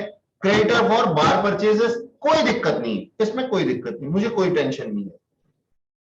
इन सारे पॉइंट्स के ऊपर मुझे कुछ भी अटपटा नहीं लगा। हाँ, ये होना चाहिए था, हो और है। बाकी ये जो 2 पॉइंट थे ये कुछ अलग भाषा बोल रहे थे। अच्छा, आगे चलते हैं। ये क्या कहता है? Cash excess spend represent honorarium to secretary not withdrawn due to cash deficit. बात समझ में आई कि हमारे पास में कैश का डेफिसिट था, उसकी वजह से हम ऑनरेरियम पे नहीं कर पाए, इसलिए ये कैश एक्सेस दिखाई दे रहा है। तो इसका मतलब क्या हुआ? इसका मतलब ये हुआ कि यहां जो ऑनरेरियम टू सेक्रेटरी दिया हुआ है ना 12,000 रुपए, वो एक्चुअली कितना पे किया गया है? 11,000 रुपए पे किया गया है। बात समझ में आई? असल में 11,000 रुपए, तो 12,000 क्यों लिख दिया तुमने? मतलब ये ना भावनाओं में बह गए थे, इनकम एंड एक्सपेंडिचर अकाउंट बनाते बनाते कहीं कहीं गलतियां कर बैठे, ड्यू बेसिस पे लिख बैठे इसको, तो हमने इसको ठीक कर दिया। चलो, इसकी इस इंफॉर्मेशन ने इसको ठीक करवा लिया। His actual honorarium was 12 lakh rupees, वो लिखा भी है वहां पे है, ठीक है। Depreciation on premises and car provide 5% and 20% written down value method से, इसमें कोई दिक्कत नहीं होता है और होना चाहिए। हाँ, ये डेप्रिसिएशन अगर कैश बुक में आ जाता तो दिक्कत होती। पागल हो गए हो क्या, ये क्यों लिख रहे हो तुम? डेप्रिसिएशन से कैश का क्या लेना देना? नॉन कैश एक्सपेंडिचर होता है ना, तो अगर वहां से लिखा होता तो उसको वहां से भगा देते, है ना। अच्छा, आगे चलते हैं। यू आर रिक्वायर्ड, बताओ, बात ही खत्म कर दी। हम तो चाह रहे थे थोड़ा और आगे चलता हमारे साथ। हमने इसकी दिक्कतों को पकड़ा, यानी कि इस क्वेश्चन के अंदर हमें कुछ अटपटा दिखा, कुछ भूत बाधा दिखी, है ना। ठीक है ना भाई, हमारे घर में स्टूल पड़ा हुआ हो, घर में नहीं कहीं पे, घर में ही क्यों करवाएं, हमारे इंस्टीट्यूट में स्टूल पड़ा हुआ हो, एकदम से हिलने लग जाए और कॉन्टिन्यूअसली हिलने लग जाए और भूकंप भी नहीं आ रहा, कुछ अलग है, फिर पूजा पाठ करवानी पड़ेगी। तो इसकी भी क्वेश्चन की हमें पूजा करवानी पड़ेगी। यानी कि बच्चों मेरी बात सुनो, ये क्वेश्चन पता है क्या है, मैं शुरुआत में नहीं बोला, अब बोल रहा हूं। इस क्वेश्चन के अंदर कहीं पे कोई भी क्लू नहीं दिया गया जहां पे आपको ये बोला गया हो कि आपके पास में यहां पे कुछ अटपटा है और कुछ आपको अलग करना है। लेकिन पढ़ने से ना आपको पता लगता है कि कुछ ऐसी चीजें यहां पे हैं जो कि नहीं होती नॉर्मल क्वेश्चन में, कैश बुक के अंदर नहीं होती, रिसीट एंड पेमेंट अकाउंट में नहीं होती, ये चीजें नहीं होती, ना होनी चाहिए। तो इसके लिए हमें क्या करना पड़ेगा, पहले एक रेक्टिफाइड कैश अकाउंट बनाना, यानी कि रिसीट एंड पेमेंट अकाउंट बनाना पड़ेगा, और उसके बाद में उस रेक्टिफाइड अकाउंट से इनकम एंड एक्सपेंडिचर अकाउंट बनाना पड़ेगा। अच्छा, फाइनल अकाउंट में एक क्वेश्चन दिया हुआ होता था, एक क्वेश्चन बड़ा प्यारा सा होता था, ट्रायल बैलेंस सीधा सीधा दिया हुआ होता था, और एक क्वेश्चन में ट्रायल बैलेंस में भी गड़बड़ होती थी। तो पहले हम ट्रायल बैलेंस को ठीक करते थे, उससे फिर फाइनल अकाउंट बनाते थे, ट्रेडिंग P&L और बैलेंस शीट, है ना। तो यहां पे भी वैसा ही है, वहां पे वो ट्रायल बैलेंस के अंदर गलती करते थे, उनका डाटा क्या था, ट्रायल बैलेंस, और यहां पे ये बेचारे कैश बुक में यानी कि रिसीट एंड पेमेंट अकाउंट में गलतियां कर बैठे हैं। तो पहले इनकी छोटी छोटी गलतियां सुधार देते हैं, और उसके बाद में जो भी चीजें होंगी उससे अपना इनकम एंड एक्सपेंडिचर अकाउंट बना ले। और आप देखेंगे ऐसे क्वेश्चन के अंदर ना आपको इनकम एंड एक्सपेंडिचर अकाउंट बनाने में ज्यादा दिक्कत नहीं आएगी। ये क्वेश्चन चाहता आपका खून पी सकता था, सब्सक्रिप्शन की 3 साल की सब्सक्रिप्शन दे करके, कहीं दिया है? उसमें भी ये बोल करके कि ओपनिंग आउटस्टैंडिंग ये था, ड्यूरिंग द ईयर ये रिसीव हुआ, कहीं दिया है? एग्जामिनर को भी पता है कि कहां पे किस तरीके से परेशान करना है, यानी कि यदि वो ना चाहे सारे डिब्बे जोड़ दे परेशानियों के आपकी रेलगाड़ी के अंदर, आपका इंजन उसको खींच नहीं सकता। तो don't you worry about it. लेकिन हाँ, मैं ऐसा बंदा हूं, मैं कई बार अपना क्वेश्चन बनाऊंगा तो मैं जोड़ देता हूं परेशानियों को ज्यादा। अब कल मैंने क्या किया मैं आपको बताऊं, सीपी सेंटर पे मॉक टेस्ट हुआ, ये आपके साथ भी होगा। तो जनरली क्या होता है, ये जनरली क्या होता है, हम लोग वैसा ही पेपर ड्राफ्ट करते हैं जैसा कि वहां पे बनाया जाता है। मैंने भी वैसा ही ड्राफ्ट किया कि भाई रिमेनिंग में से आपको कुछ करने हैं, तो वहां पे और वाला क्वेश्चन भी होता है, मैंने उसके बीच में से ना और हटा दिया। समझ में आई? यानी कि 3 घंटे का पेपर हो, मेरे को मालूम है 3 घंटे में नहीं हो सकता, क्योंकि और वाला क्वेश्चन भी कंपलसरी में डाल दिया ना, तो कैसे होगा। लेकिन मेरा मन कर रहा था मैं उन और वाले क्वेश्चंस को कैसे छोड़ दूं, क्योंकि वो भी तो किसी चैप्टर से रिलेटेड है, और कौन सा हम यहाँ फाइनल अकाउंट एग्जाम दे रहे हैं। अब ऐसी सिचुएशन के अंदर अगर कोई बच्चा उस पेपर को 3 घंटे में पूरा कर लेता है, जिसको मैं खुद कहता हूं कि नहीं हो सकता, क्योंकि और वाला क्वेश्चन और बढ़ गया ना साथ में, अगर 3 घंटे में उसको पूरा कर लेता है, किसी का बाप उसको फेल कर सकता फाइनल अकाउंट की फाइनल पेपर के अंदर? नहीं कर सकता सर, वो आपकी स्पीड की टेस्टिंग हो जाती है। तो बच्चों को पढ़ करके काफी बुरा लगा, कुछ लोग गालियां भी दी होंगी मुझे, लेकिन at the end of day कड़वी दवाई का असर हमेशा मीठा होता है, और मीठा खाने से हमेशा शुगर होती है। याद रखना, ठीक है ना। तो आओ जी इस क्वेश्चन को हम लोग करते हैं अपना। सबसे पहले अपन क्या करेंगे, इनकी जो गलतियां है ना वो ठीक कर लेंगे। ठीक, आइए अब इसकी गलतियां कहां कहां पे है। एक तो मैंने गलती ये सुधारी दी, सेल ऑफ ओल्ड कार। चलो एक काम करो, जहां गलतियां नहीं है ना उसको फटाफट से लिख लो अपनी कॉपी में, जल्दी से लिखो, मैं लिखवाता हूं तुम्हारे को। लिखो जी, ऊपर लिखो,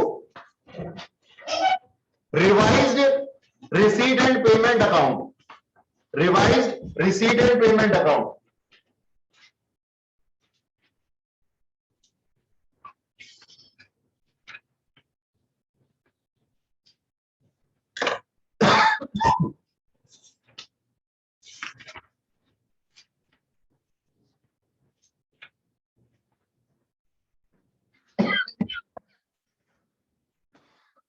सॉरी,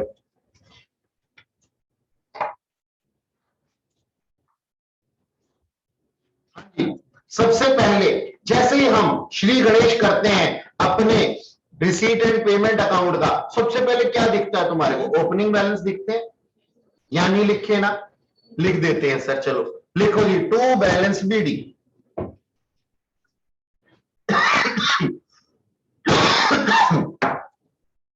चलो मैं भी बनाता हूं तुम्हारे साथ में, मुझे पता है वरना तुम रोना शुरू कर देते हो।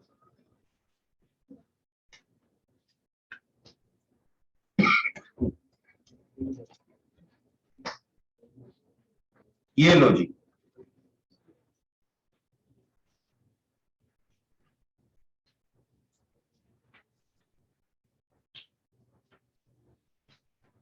तमीज से लिख करके आना पेपर में, ऐसे मत लिखना जैसे मैंने लिखा है। अच्छा, तो मैंने यहां लिख दिया टू बैलेंस बीडी, कैश का कितना और बैंक का कितना। लिखना मत अभी, कैश लिखना केवल, कितना कैश था हमारे पास में, 450 रुपए। अब बैंक के साथ में ना इसने एक बात बोली है, 24690 का हमारा बैलेंस था और क्लोजिंग इतना था। अब जरा इसको रेक्टिफाई कर लें, आप लोगों ने बैंक रिकंसिलिएशन स्टेटमेंट की हुई है, ठीक है ना। अच्छा, चेंजेस किसके अंदर करेंगे पहले ये बताओ, कैश बुक के अंदर या पासबुक के अंदर? कैश बुक के अंदर क्यों करेंगे, और बिजनेस पासबुक के, अच्छा ये देखो क्या लिखा हुआ, बैलेंस एज पर पासबुक। तो क्या लगता है, बैलेंस एज पर पासबुक लिखा हुआ है तो किसके अंदर चेंज होनी चाहिए, पासबुक के अंदर होनी चाहिए। कभी कैश बुक कह रहे हो, कभी पासबुक कह रहे हो, एक ही बात पे तो टिको सर। चलो टेक योर टाइम, रिवाइज करो अपने उस चैप्टर को जिसके अंदर सबसे ऊपर हेडिंग लिखी हुई होती थी, चेंजेस उसी के अंदर होते थे ना, और जिस नाम से दिया हुआ होता था उस नाम से ही करते थे, ठीक है। तो लिखो जी, एक अलग से वर्किंग नोट बनाओ, जल्दी लिखो, balance as per passbook, balance as per passbook. चलो मैं भी लिखता हूं तुम्हारे साथ, एज पर पासबुक। हाँ जी, ओपनिंग में था 24,690 और सर क्लोजिंग में था 10,440, ओपनिंग क्लोजिंग। चेक इशू किए गए लेकिन प्रेजेंट नहीं किए गए, बताओ। अब जब हमारे कैशियर ने चेक इशू किए होंगे तो उसने क्या सोचा होगा, अपने कैश बुक के अंदर यानी कि बैंक कॉलम को कम कर दिया होगा ना, और बैंक में वो क्या नहीं हुए, प्रेजेंट नहीं हुए, तो वहां तो बैलेंस बढ़ा हुआ है। तो अब क्या करना चाहिए, कैश बुक के हिसाब से कैश बुक को सही मानते हुए पासबुक में चेंजेस करते हुए पासबुक के यानी कि बैंक बैलेंस को भी कम कर देना चाहिए, माइनस कर दो।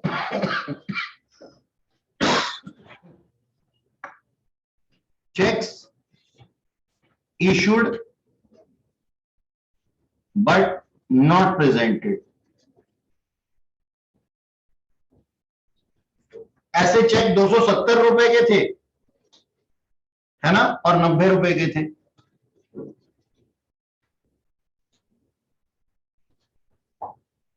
यहां पे सही कौन है, कैश बुक जो है वो सही है और पासबुक के अंदर चेंजेस करने हैं। क्योंकि हमें बैलेंस एज पर पासबुक दिया हुआ है ना वहां पे। कितना आ गया मेरे हिसाब से 24,420 और 10,350। तो ओपनिंग वाला यहां लिख देता हूं 24,420। ठीक है। अच्छा अब ये टोटल बैलेंस कितना आ गया, जो भी आ गया, हाँ जी 24,870। ठीक है सर, सब्सक्रिप्शन आनी चाहिए थी, आई हुई है, कुछ नहीं करेंगे। अब यहां से उठाते चीजों को।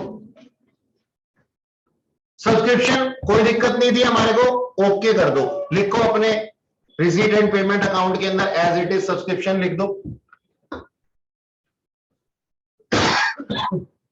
अब ये मत सोचना कि सर सब्सक्रिप्शन ड्यू और रिसीव एडजस्ट करना है, नहीं, वो तो तब करते हैं ना जब इनकम एंड एक्सपेंडिचर अकाउंट बनाते हैं। अभी तो हम रिसीट एंड पेमेंट अकाउंट बना रहे हैं, तो लिखो वहां पे सब्सक्रिप्शन 62,130 लिखा आप लोगों ने, ठीक सर।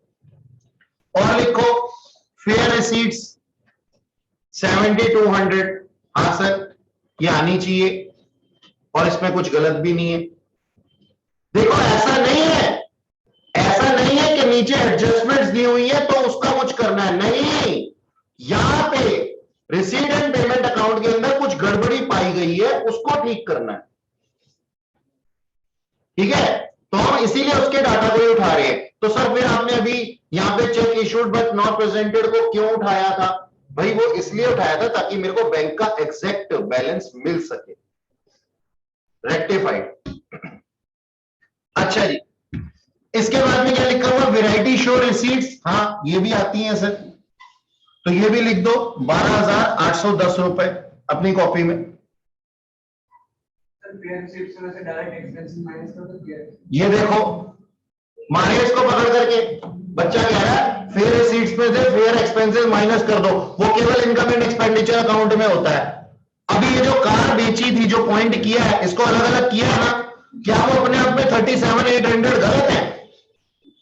गलत नहीं है, लेकिन लिखने का तरीका अलग अलग है, इसलिए हम इसको अलग करके लिखा है। आप चेक कर लो 46,800 और इधर की तरफ 9,000 एडजस्ट करके 37,800 ही आएगा, लेकिन पूरा का पूरा शो नहीं हो पाया ना कि क्या इनकमिंग थी और क्या आउटगोइंग थी कैश की। तो हमें ना चेक करना, हम कैश बुक बनाते क्यों? एक बात बताओ, सिंपल सी बात है, हम कैश बुक बनाते हैं, हमारे हर जर्नल एंट्री लिखते हैं, चाहे वो इनकमिंग की हो चाहे आउटगोइंग की हो। कभी ऐसा हुआ क्या कि एडजस्ट करके लिख दें? डेटर से पैसे लेने हैं, क्रेडिटर को पैसे देने हैं, डबल एंट्री बनेगी, एडजस्ट करके थोड़ी ना लिख देंगे। बात समझ में आई? अच्छा जी, तो हमारे पास में हमने लिख दिया 12,810 रुपए, ठीक। इसके बाद में इंटरेस्ट है 690 रुपए, ये भी लिख दो, नॉर्मल है, मिलता है हमारे को। नीचे कुछ आउटस्टैंडिंग दिया हुआ होगा तो उसको एडजस्ट कर देंगे। क्या सर, क्यों करोगे? इनकम एंड एक्सपेंडिचर अकाउंट बना रहे हो, भावनाओं पे नियंत्रण, ठीक है।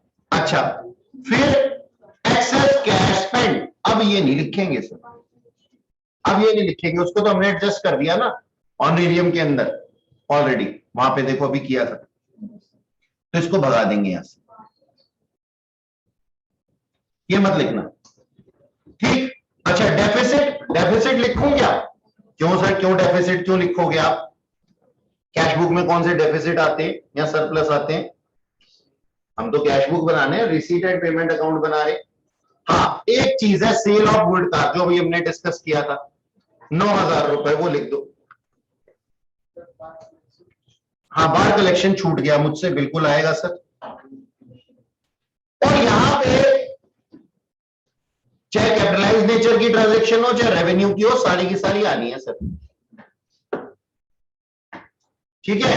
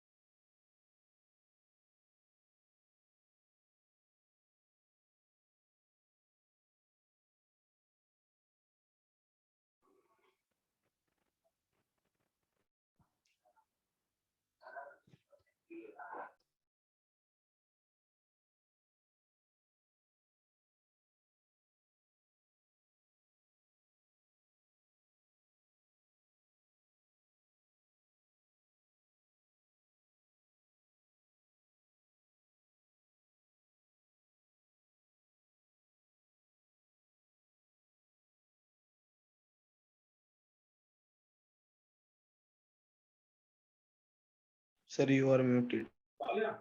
सर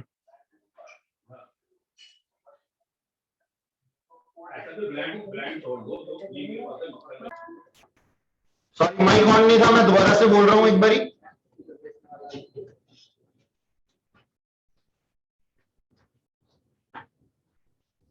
हाँ, प्रीमिसेस लिखेंगे एज इट इज 30,000, ऑनरेरियम लिखेंगे 11,000, रेंट 2400 रुपए, रेंट के 2400 रुपए लिखेंगे, रेट्स एंड टैक्सेस 3780 लिखेंगे, प्रिंटिंग एंड स्टेशनरी 101410 लिखेंगे, सैलरी एक्सपेंसेस 5250 लिखेंगे, वेजेस 2520 लिखेंगे, फेयर एक्सपेंसेस 7170 लिखेंगे, बार परचेज पेमेंट कैपिटलाइज नेचर की है बावजूद उसके आएगी 17,310, रिपेयर्स 960 के, और न्यू कार में हम लिखेंगे 46,800 रुपीज, न्यू कार में 46,800 रुपीज लिखेंगे।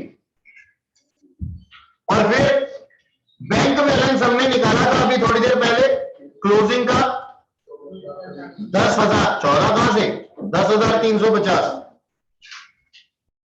ठीक है ना, बैंक बैलेंस निकाला था, तो वहां पे लिखेंगे bank balance,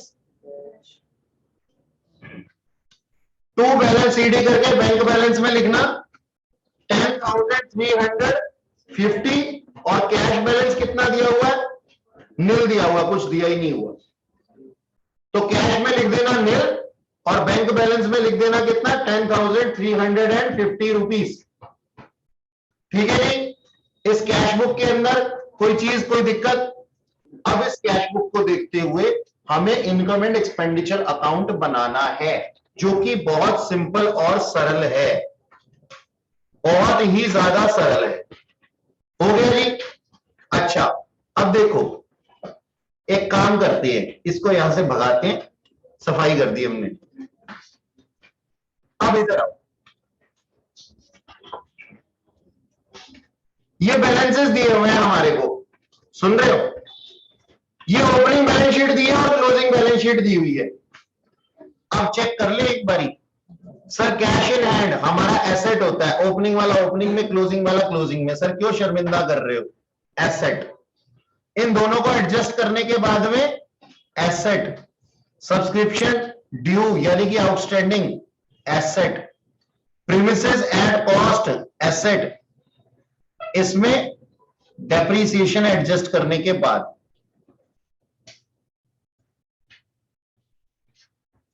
asset, car at cost asset, bar stock asset, creditors liability.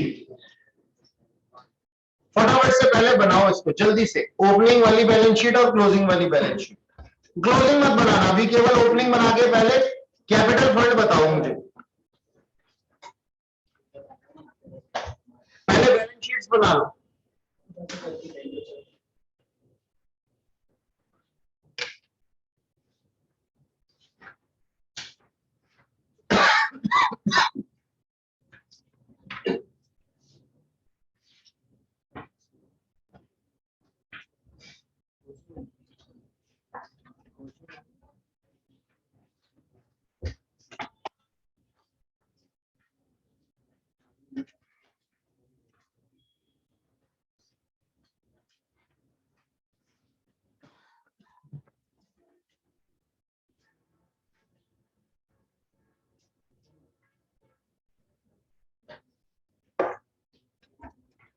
Premises 87,000, ठीक है जी।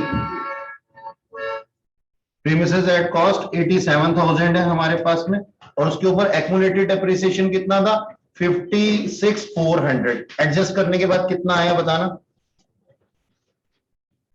मैं यहां पे लिख दूं क्या, 87,000 माइनस 56,400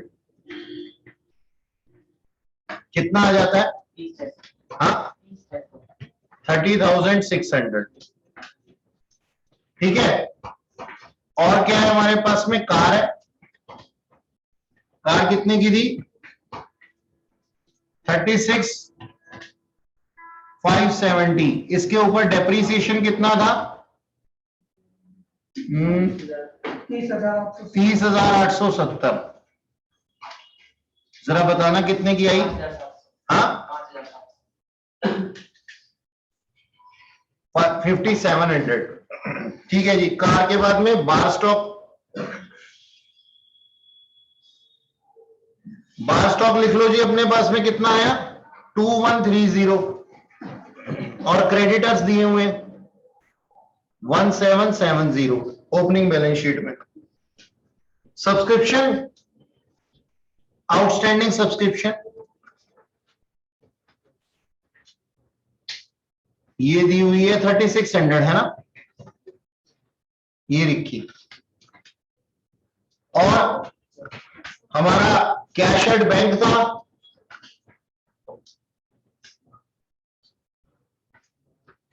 ओपनिंग वाला, हमने रेक्टिफाई कर दिया था ना, 24,420। और कैश था हमारे पास में कितना? 450 रुपए। यही सब चीजें थी ना, और तो कुछ था ही नहीं। प्रेमिसेस, कार, बार स्टॉक और subscription, outstanding, cash in hand और कैश एट बैंक जो रेक्टिफाइड वाला था, और क्रेडिटर्स दिए हुए 1770 रुपए के। अब इसके बाद क्या बच जाता है? कुछ भी नहीं बच जाता सर। कैपिटल फंड बताओ मुझे।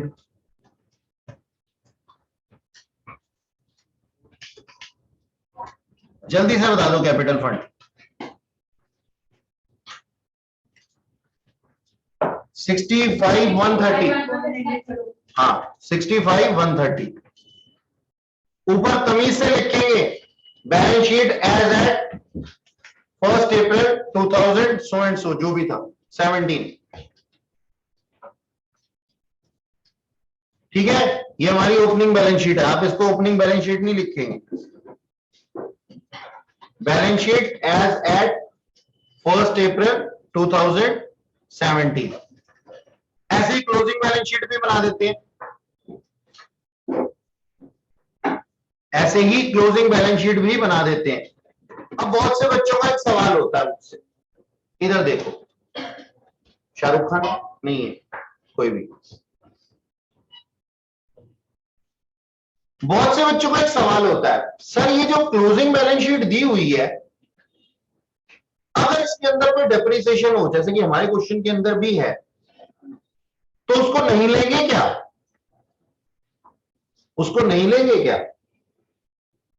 अब एक बात बताओ, क्वेश्चन ने हमें बोल दिया, क्वेश्चन ने हमारे को बोल दिया, सुन रहे हो, कि सर आप ये बैलेंसेस हमारे क्लोजिंग के हैं, तो उसके अंदर हम डेप्रिसिएशन माइनस करेंगे या फिर ऑलरेडी माइनस होगा डेप्रिसिएशन? डेप्रिसिएशन ऑलरेडी माइनस होगा या माइनस करेंगे? माइनस होगा। अगर किसी का डेप्रिसिएशन हमें पता करना है तो हमें इनको एडजस्ट करके देखना पड़ेगा। हमें इनका परचेज और सेल को एडजस्ट करके देखना पड़ेगा। यानी कि अगर कुछ ना दिया हो, 1 मिनट के लिए क्वेश्चन में कुछ ना दिया हो, ये सब कुछ बना लिया आप लोगों ने, मैं इसको यहां से हटाना चाह रहा हूं ताकि किसी तरीके की कोई दिक्कत ना आए। ये लीजिए, साफ हो जाती है ना स्क्रीन तो ठीक रहता है। हाँ जी, अब मैं नॉर्मल एक बात कर रहा हूं, मैं मान लीजिए प्रीमिसेस की बात कर रहा हूं और मैंने एक्युमुलेटेड डेप्रिसिएशन को यहां पे हटा दिया। मान लो मेरे प्रीमिसेस हैं कितने? इतने 37,000 के थे और क्लोजिंग में इतने हैं, तो ये क्या हो गया? इसने अंडा ले दिया, परचेज किया होगा ना सर, परचेज किया होगा ना, नॉर्मल सी बात है यार। प्रीमिसेस क्या है? प्रीमिसेस अकाउंट हमारा एसेट अकाउंट है। कहां से शुरुआत होगी? यहां से होगी, बैलेंस बीडी। याद रखना, मैंने डेप्रिसिएशन को अभी नहीं माना, मैंने नहीं माना, ठीक है। और यहां पे मेरा बैलेंस सीडी, मान लो अगर ये दिया हुआ होता 1,17,000। अब क्वेश्चन में ये दिया हुआ है, मान लो क्वेश्चन में ये दिया हुआ है कि sir during the year premises sold, यानी यानी कि हमने कुछ प्रेमिसेस सेल करके कम किए होंगे ना, बावजूद उसके भी बढ़ गए। तो चलो मैं सेल वाली बात कर देता हूं। बाय बैंक, मान लो मैंने 50,000 रुपए के प्रेमिसेस सेल किए, अभी भी ये बढ़े हुए हैं, 5,000 कर देता हूं उसको। तो इसका मतलब बैलेंसिंग फिगर में क्या आ जाएगा सर? टू कैश अकाउंट, यानी कि ये मैंने परचेज किए होंगे, ये मैंने परचेज किए होंगे, ये अमाउंट आ जाएगा। और ये परचेजेस कहां चली जाएंगी? अगर मैंने कैश बुक बनानी होती वहां चली जाती। अच्छा, मान लो क्वेश्चन के अंदर मेरे पास में परचेजेस भी दी हुई है, परचेजेस भी दी हुई है कि मैंने ड्यूरिंग द ईयर परचेजेस की थी, कितने की? 2 लाख रुपए की। ठीक, अब सोचो कायदे से 87,000 का मेरा ओपनिंग प्रेमिसेस था, ड्यूरिंग द ईयर 2 लाख का प्रेमिसेस मैंने परचेज किया, 2,87,000 का प्रेमिसेस मेरा होना चाहिए था, लेकिन है कितने का? सेल किया हमने, कुछ सेल किया, तो चलो उसको माइनस कर देते हैं क्योंकि वो कम हो गया। और बचा हुआ कितना है? तो होना कितना चाहिए था? माइनस करके बताना। 282 होना चाहिए था, लेकिन है कितना? 117। इसका मतलब क्या हुआ कि सर जरूर कोई डेप्रीसिएशन लगा होगा। सेल तो हो चुकी है, सेल को हम कर चुके, अब सिर्फ रह गया क्या? डेप्रीसिएशन ना। तो इसका मतलब कुछ कंजम्पशन या कुछ डेप्रीसिएशन रही होगी। कितनी डेप्रीसिएशन रही होगी वो बैलेंसिंग फिगर आ जाए, 1,65,000। What ever. ये बात समझ में आई?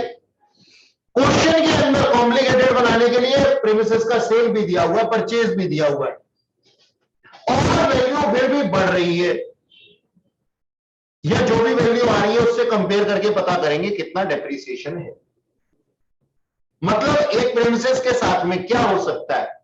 सेल हो सकती है, परचेज हो सकती है, तो सारी एडजस्टमेंट्स आ गई इसके अंदर। ठीक सर,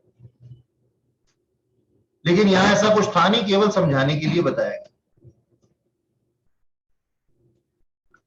तो मैं क्या बता रहा था, इसके अंदर बैलेंसेस यही लेंगे। जल्दी से क्लोजिंग बैलेंस शीट बना दो जो तुम्हारे पास में अवेलेबल है। सिर्फ यहां पे बैंक बैलेंस में 10,440 लिखने की बजाय आप कितने लिखेंगे? 10,350। सर हेलो सर अभी तो आपने कहा यहां पे चेंज नहीं करना, फिर खुद ही बदल रहे हो। अच्छा ठीक है, मैं तुम्हारी इस बात को भी कॉन्सेप्चुअली स्ट्रॉन्ग बनाता हूं। अरे ठहर जाओ, कहां जाओगे टीप करके, और क्या टीपने की कोशिश कर रहे हो? मेरी बात तो सुन लो।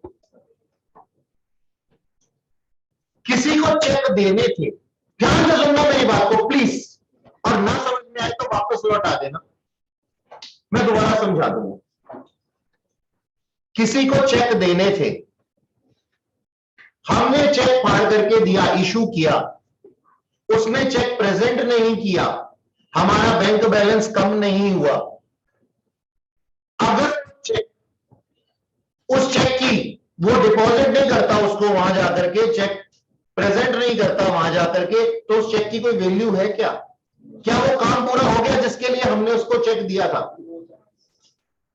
हमारी लायबिलिटी बनी रही कि नहीं बनी रही? अच्छा, ऐसी सिचुएशन पे ले ही चलता हूं। मान लो मैंने चेक दिया किसी बच्चे को, चेक की मियाद कितनी होती है? 3 महीने। 3 महीने में नहीं प्रेजेंट किया ना, एक्सपायर हो जाएगा, कागज का टुकड़ा बन जाएगा। मैंने चेक दे दिया, मैंने कहा लो भाई साहब अभिषेक गौरव पांडे, गौरव जी को मैंने चेक दिया, मैंने कहा लो गौरव जी चेक ले लो 90 रुपए का। कह रहे ठीक है सर, 90 रुपए का चेक दे दिया मैंने इनको।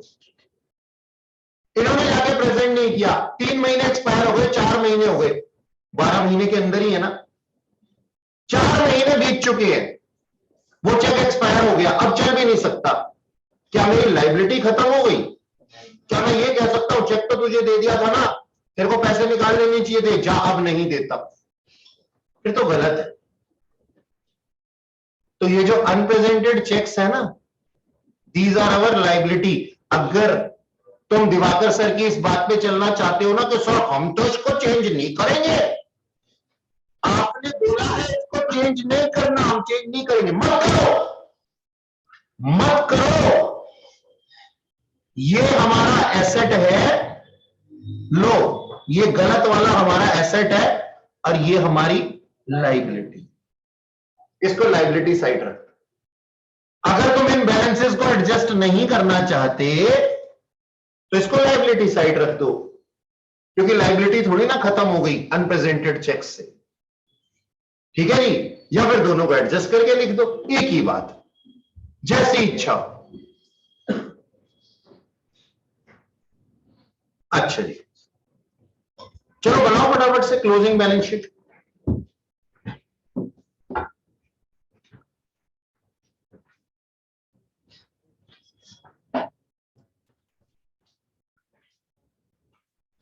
हाँ जी, देखना जरा इस पॉइंट को, हमें ना बार बार कुछ चीजें दी हुई थी क्वेश्चन में, बार कलेक्शन दिया हुआ था, बार परचेजेस दी हुई थी,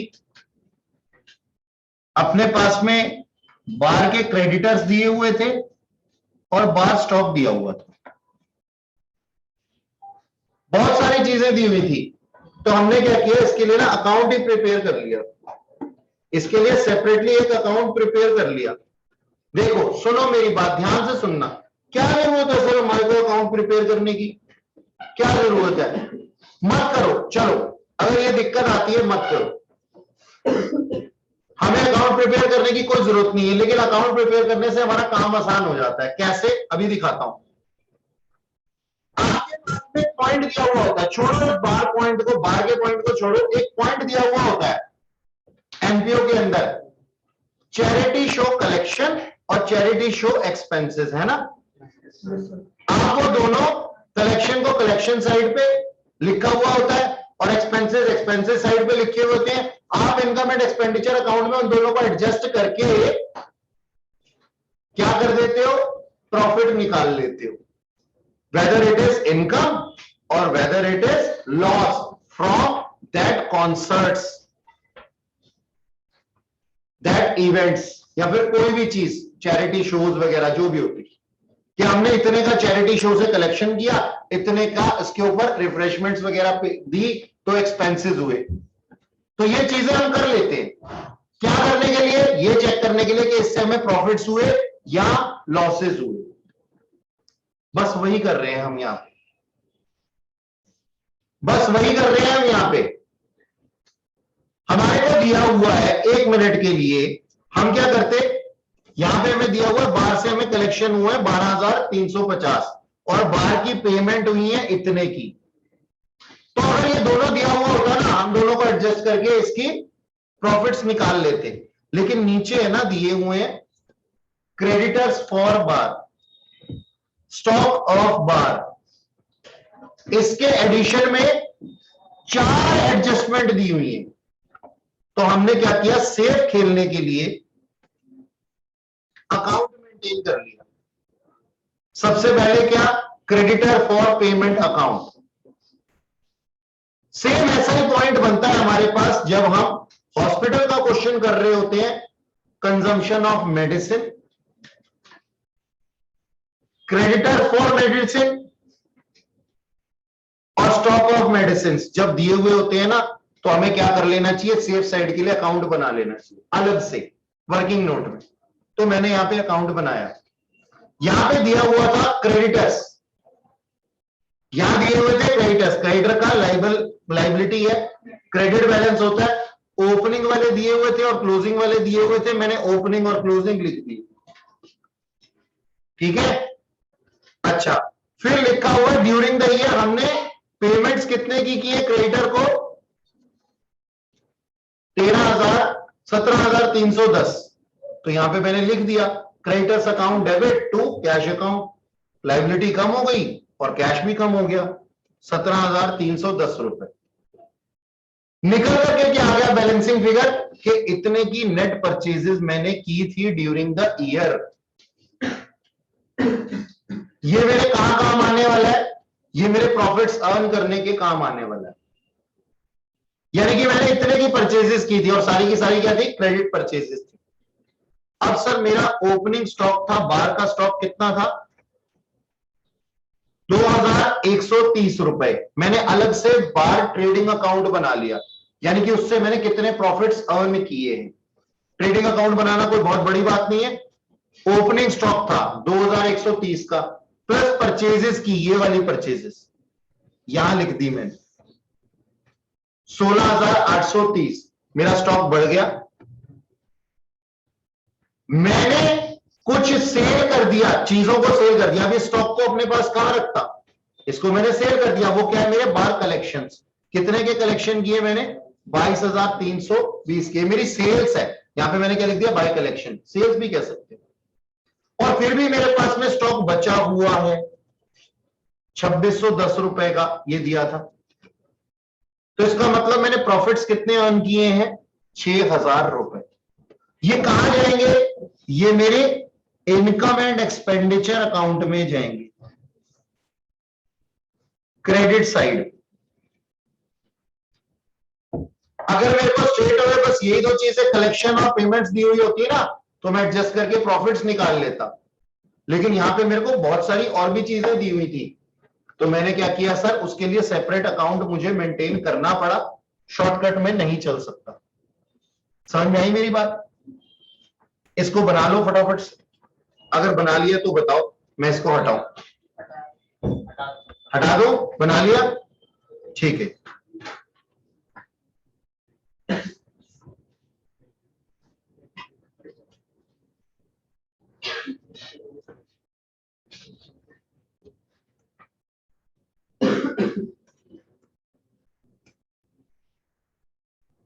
अच्छा जी, अब और किसी से जुड़ी हुई कोई एडजस्टमेंट हमें यहाँ पे ऐसी नहीं दी हुई है। हमें बनाना है इनकम एंड एक्सपेंडिचर अकाउंट, और हमने हाफ बैलेंस शीट भी बना ली है, हाफ क्लोजिंग बैलेंस शीट भी बना ली है। ठीक है, हम बनाएंगे income and expenditure account.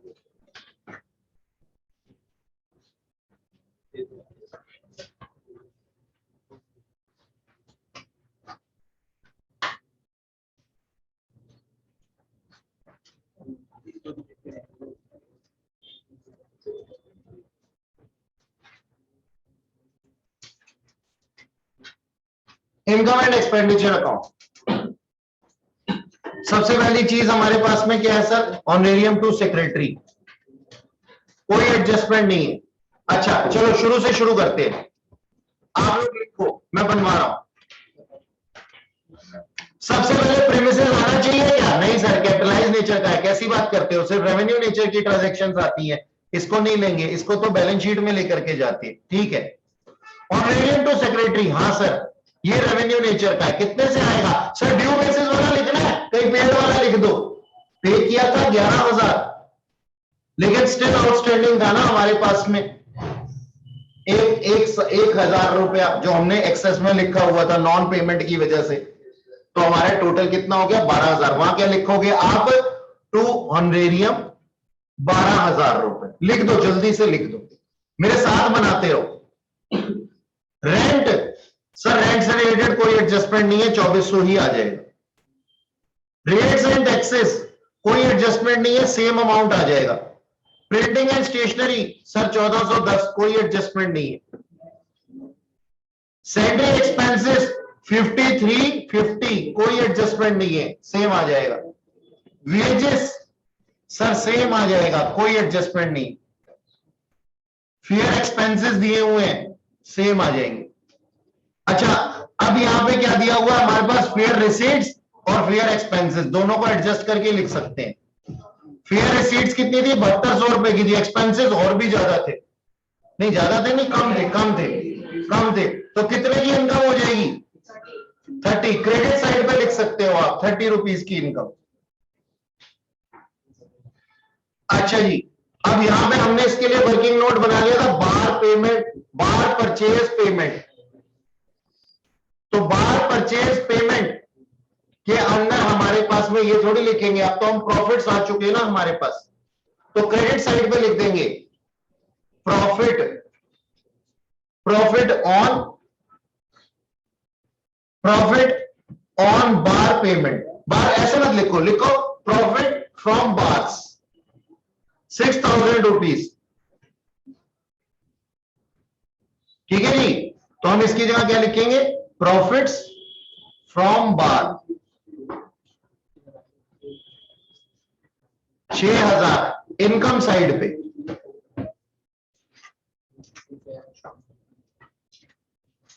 Okay, अच्छा अब रिपेयर्स 960 एक्सपेंस साइड पे आ जाएगा, कोई कोई आउटस्टैंडिंग, कोई प्रीपेड नहीं दिया हुआ। अब सुनो मेरी बात, यहां पे हमने एक कार परचेज की थी और हमारे पास में कोई कार की कॉस्ट भी दी हुई है, एक परचेज भी की है। क्या हम इसका अकाउंट बना सकते हैं? क्या हमें इसका अकाउंट बनाना चाहिए? भाई हमें क्या चाहिए, हमें ये चाहिए या तो डिप्रिसिएशन हुआ होगा या फिर कोई लॉसेज हुए होंगे सेल परचेज पे। एसेट होती है कार हमारा, ओपनिंग क्लोजिंग बैलेंसेस दिए हुए हैं, सेल कितने की है, परचेज कितने की है, दिया हुआ है। बना दो फटाफट से अकाउंट, जल्दी से बना दो।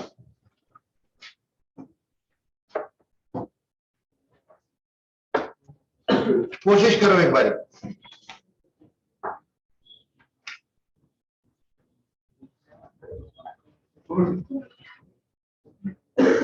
क्या बातें बातें करते रहते हो?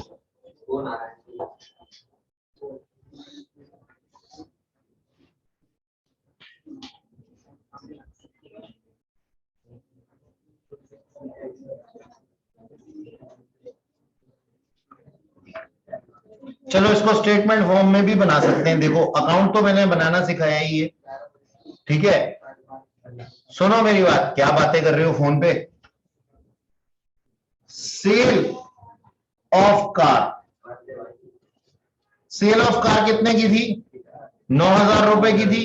पुरानी कार गई थी ना, तो 9,000 रुपए हमने लिख दिया। अच्छा, book value of old car कितनी थी?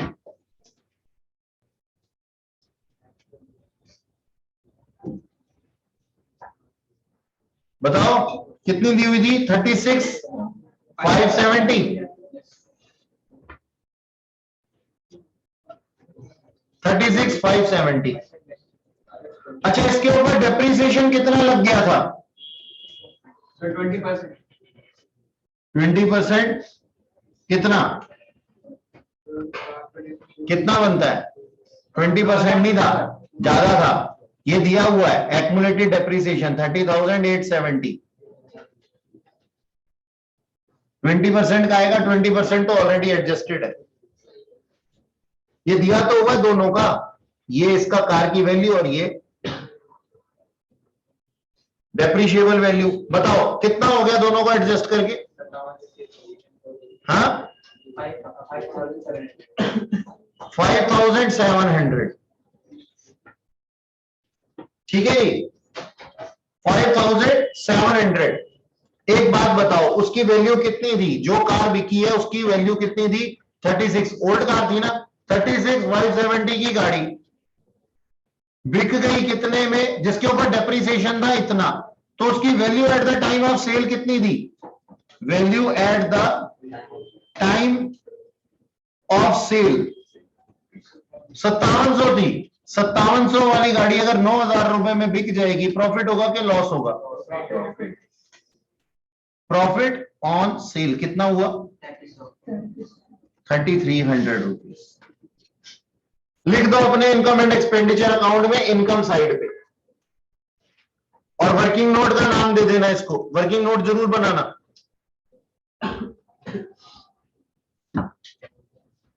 ठीक है जी। By profit on sale of old car कितना? 3,300।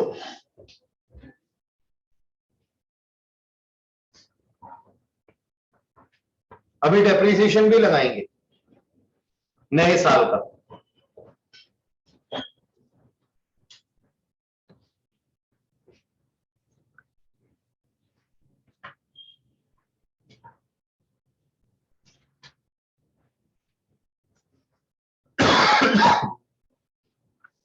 बना लिए ये, जल्दी से बना दो।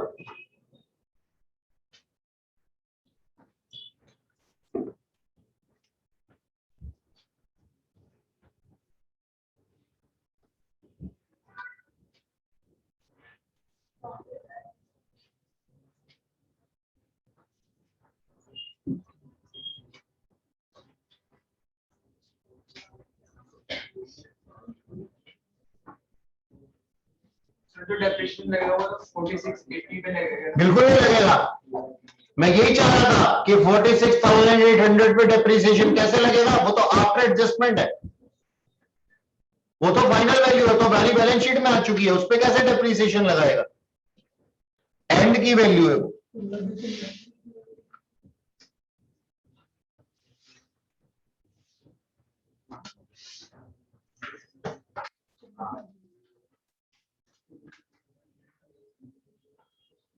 सर इस पे नहीं है।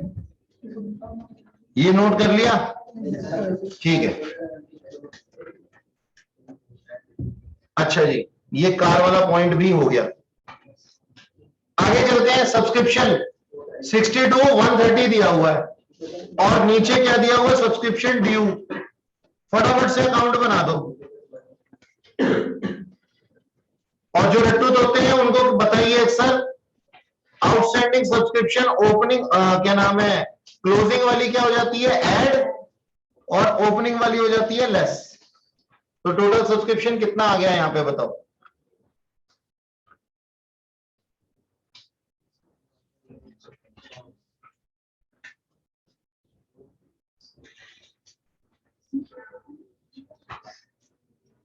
सर 61,400 61,400 रुपए, 400 61,470, ठीक है जी।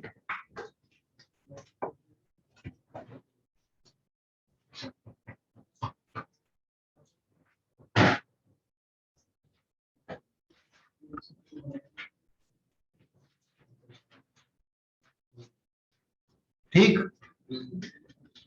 वैरायटी रिसिप्ट्स कर ली हमने, वैरायटी शो नहीं, फेयर रिसीट्स हो गया, ठीक है। फेयर रिसीट्स हो गया था, वैरायटी शो रिसीट्स हमने लिखनी है कितनी, 12,810 रुपए, उससे रिलेटेड कुछ भी नहीं है। और फिर दिया हुआ है क्या, इंटरेस्ट 690, ये भी लिख देंगे।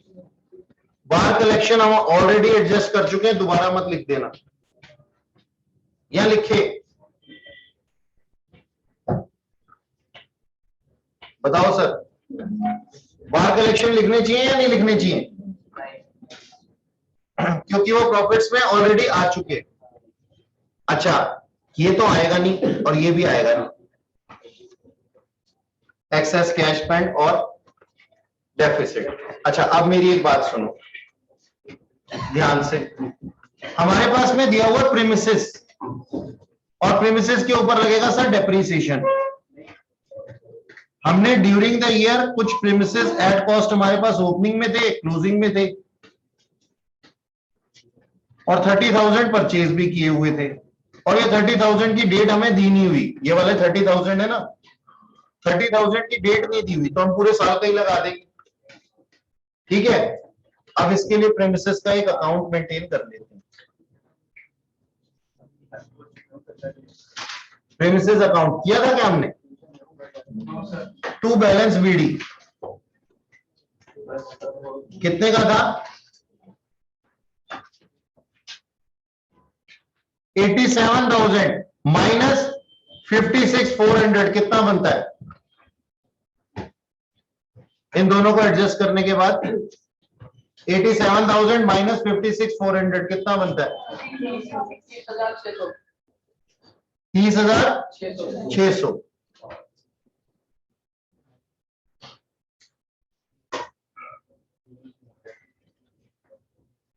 एक सेकेंड ठहरना बेटा।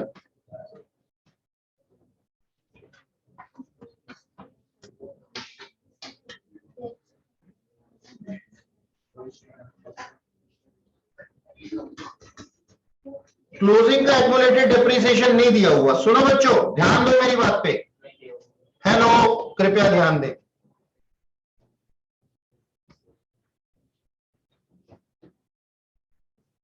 ठहर जाओ, कोई बात नहीं। मैं मानता हूं कि क्वेश्चन थोड़ा लंबा चल गया, लेकिन कोई बात नहीं, मेरी बात तो सुन लो। देखो मेरी बात सुनो, यहां पे एक्युमुलेटेड बैलेंस हमारे पास क्लोजिंग का नहीं दिया हुआ, तो जो हमारे पास में आज तक की वैल्यूज थी उन सबके ऊपर डिप्रिसिएशन लगना चाहिए। नॉर्मली अभी मैं क्या कह रहा था आपको कि ये हमारी फाइनल फिगर है, आफ्टर डिप्रिसिएशन है, लेकिन इस बार का डिप्रिसिएशन हमें दिया कहां हुआ, एक्युमुलेट वाला दिया नहीं हुआ, तो हमें क्या करना पड़ेगा सर, इंपोज करना पड़ेगा। तो इसके लिए जो हम अकाउंट बनाएंगे इस तरीके से बनाएंगे, अलग से यहां पे अकाउंट मेंटेन करते हैं।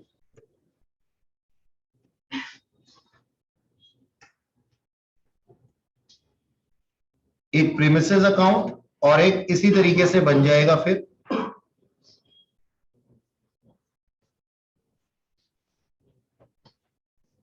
Car account. प्रीमिसेस की ओपनिंग वैल्यू कितनी थी, टू बैलेंस बीडी। हमारे पास में हम वही लिख लेते हैं जो हमारा था, टोटल 87,000। ड्यूरिंग द ईयर कुछ परचेज किया गया, तो टू बैंक अकाउंट कितना, 30,000 रुपीज। अच्छा, अब हमारे पास में कुछ एक्युमुलेटेड डेप्रिसिएशन था, वो कितना था जरा बताना मेरे को, 59,430।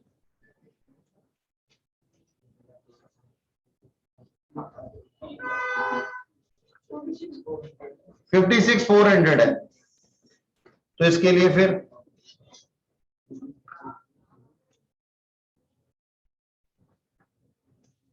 एक्युमुलेटेड डेप्रिसिएशन अकाउंट भी मेंटेन करना पड़ेगा, जिसमें कि हमारी ओपनिंग बैलेंस थी, कितना था ओपनिंग वाला, कितना था 46 समथिंग कुछ देखा था ना अभी, कितना था 56,400। ठीक है जी, 56,400। और डेप्रिसिएशन लगाने थे इस बारी, वो डेप्रिसिएशन किस किस के ऊपर लगेंगे, एक तो ओल्ड प्रीमिसेस पे लगेगा, ओल्ड प्रीमिसेस पे डेप्रिसिएशन ऑन ओल्ड प्रीमिसेस कितने का था, 87,000 माइनस 56,400 का 5%, 5% ही दिया हुआ था ना, चेक कर लेते हैं। हाँ 5% ही दिया हुआ,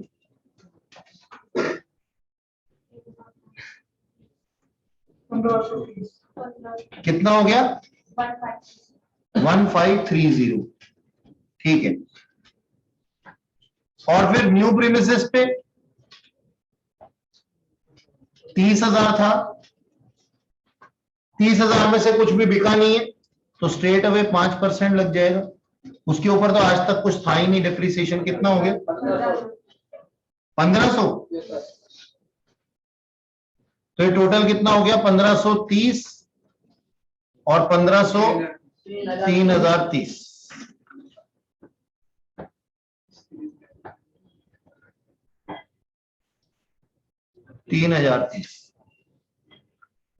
ठीक है जी।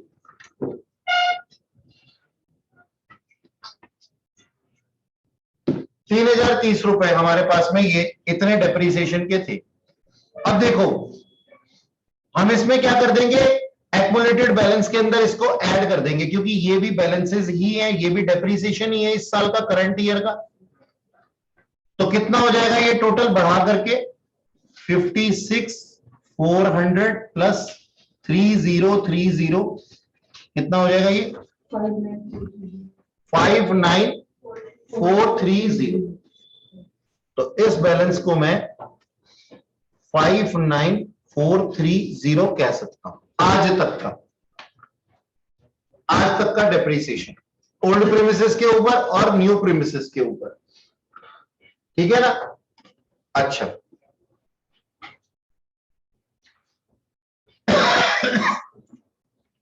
और फिर इसके बाद में क्या रह जाता है, हमारे एक्यूमुलेटेड बैलेंस थे, हमने 87,000 था प्लस 33,000, एक्यूमुलेटेड डेप्रिसिएशन हमारा था 59,430, नहीं स्ट्रेट अवे नहीं, 59,430 हमारे पास में बैलेंसेस अभी तक के आए थे, और फिर उसमें से हम एडजस्ट कर देंगे अपने बैलेंस। एक सेकेंड, 59,430 में से ओल्ड के बैलेंस कितने थे,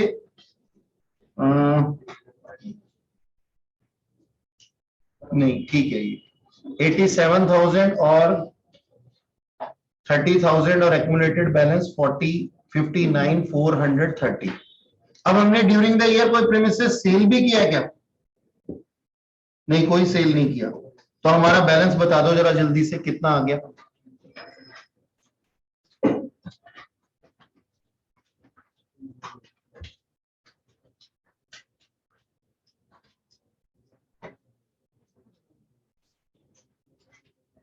$57,57,000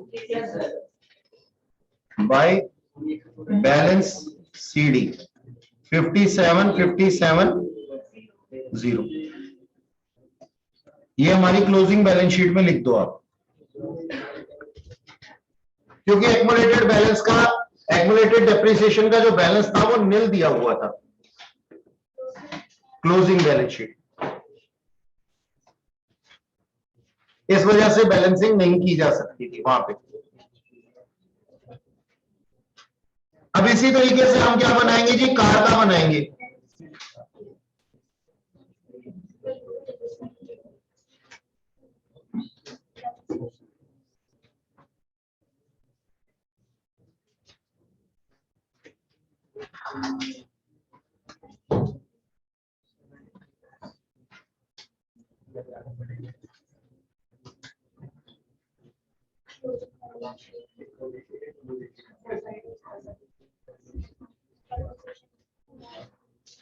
हटा दो इसको,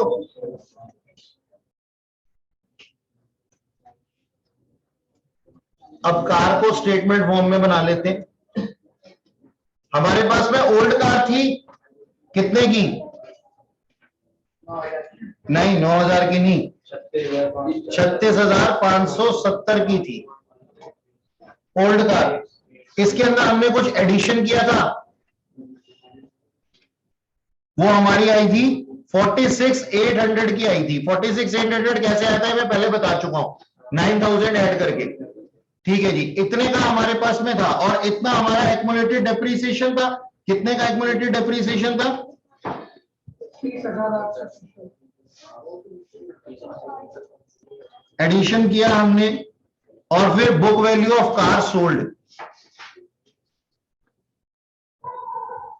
सेल कितने की गई थी, गाड़ी जो की गई थी 36,570 की ही गाड़ी सेल कर दी गई थी, ओपनिंग वाली ही सेल कर दी गई थी, तो हमने ऐड भी किया और लेस भी कर दिया उसको, कोई बात नहीं, ठीक है। अब डेप्रिसिएशन तो रिमेनिंग वैल्यू पे लगेगा जो नई हमने परचेज की थी, और उसकी कोई डेट दी हुई है क्या और उसका रेट कितना है 20%, तो 20% माइनस कर दो इसके ऊपर, जो रिमेनिंग वैल्यू आती है वो कितनी आती है 46,800 ही आ जाएगी, है ना। तो इसके ऊपर हम डेप्रिसिएशन माइनस कर देंगे। डेप्रिसिएशन बताओ कितना आएगा, 9,360, ठीक है। हाँ 20% ऑफ 46,800, 9,360 रुपए, 37,440। कितना आ जाएगा 37,440। 440 रुपए, 37,440 रुपए। ये 37,440 रुपए हमारी बैलेंस शीट में आ जाएगा। एसेट साइड पे, लायबिलिटी साइड पे कहां लिख रहा है, एसेट साइड पे।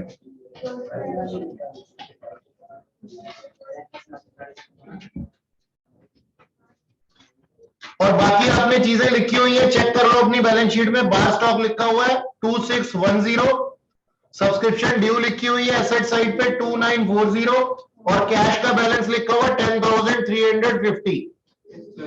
अगर आप ऐसे नहीं करना चाहते तो क्या नाम है उसका, बैंक का बैलेंस वही लिख दो और साथ में लाइबिलिटी लिख देना, ठीक है। कैपिटल फंड कितना दिया हुआ था हमारा 65,130, और हमारा सरप्लस कितना आया था 43,490। ये हमारे पास में कैपिटल फंड था, इसके अंदर हमारा सरप्लस था। कैपिटल फंड था 65,130 और हमारा सरप्लस था 43,490। ऐड कर देंगे लाइबिलिटी साइड पे, और एक और चीज लिख देंगे आउटस्टैंडिंग ऑनरेरियम 1,000 रुपए, जिसकी कि अभी तक पेमेंट नहीं की गई थी।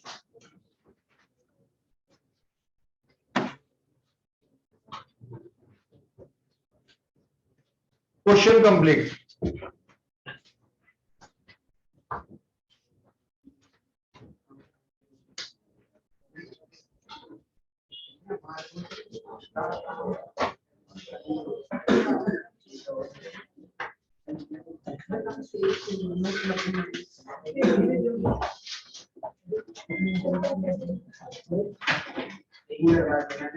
अलग क्या था, करेक्ट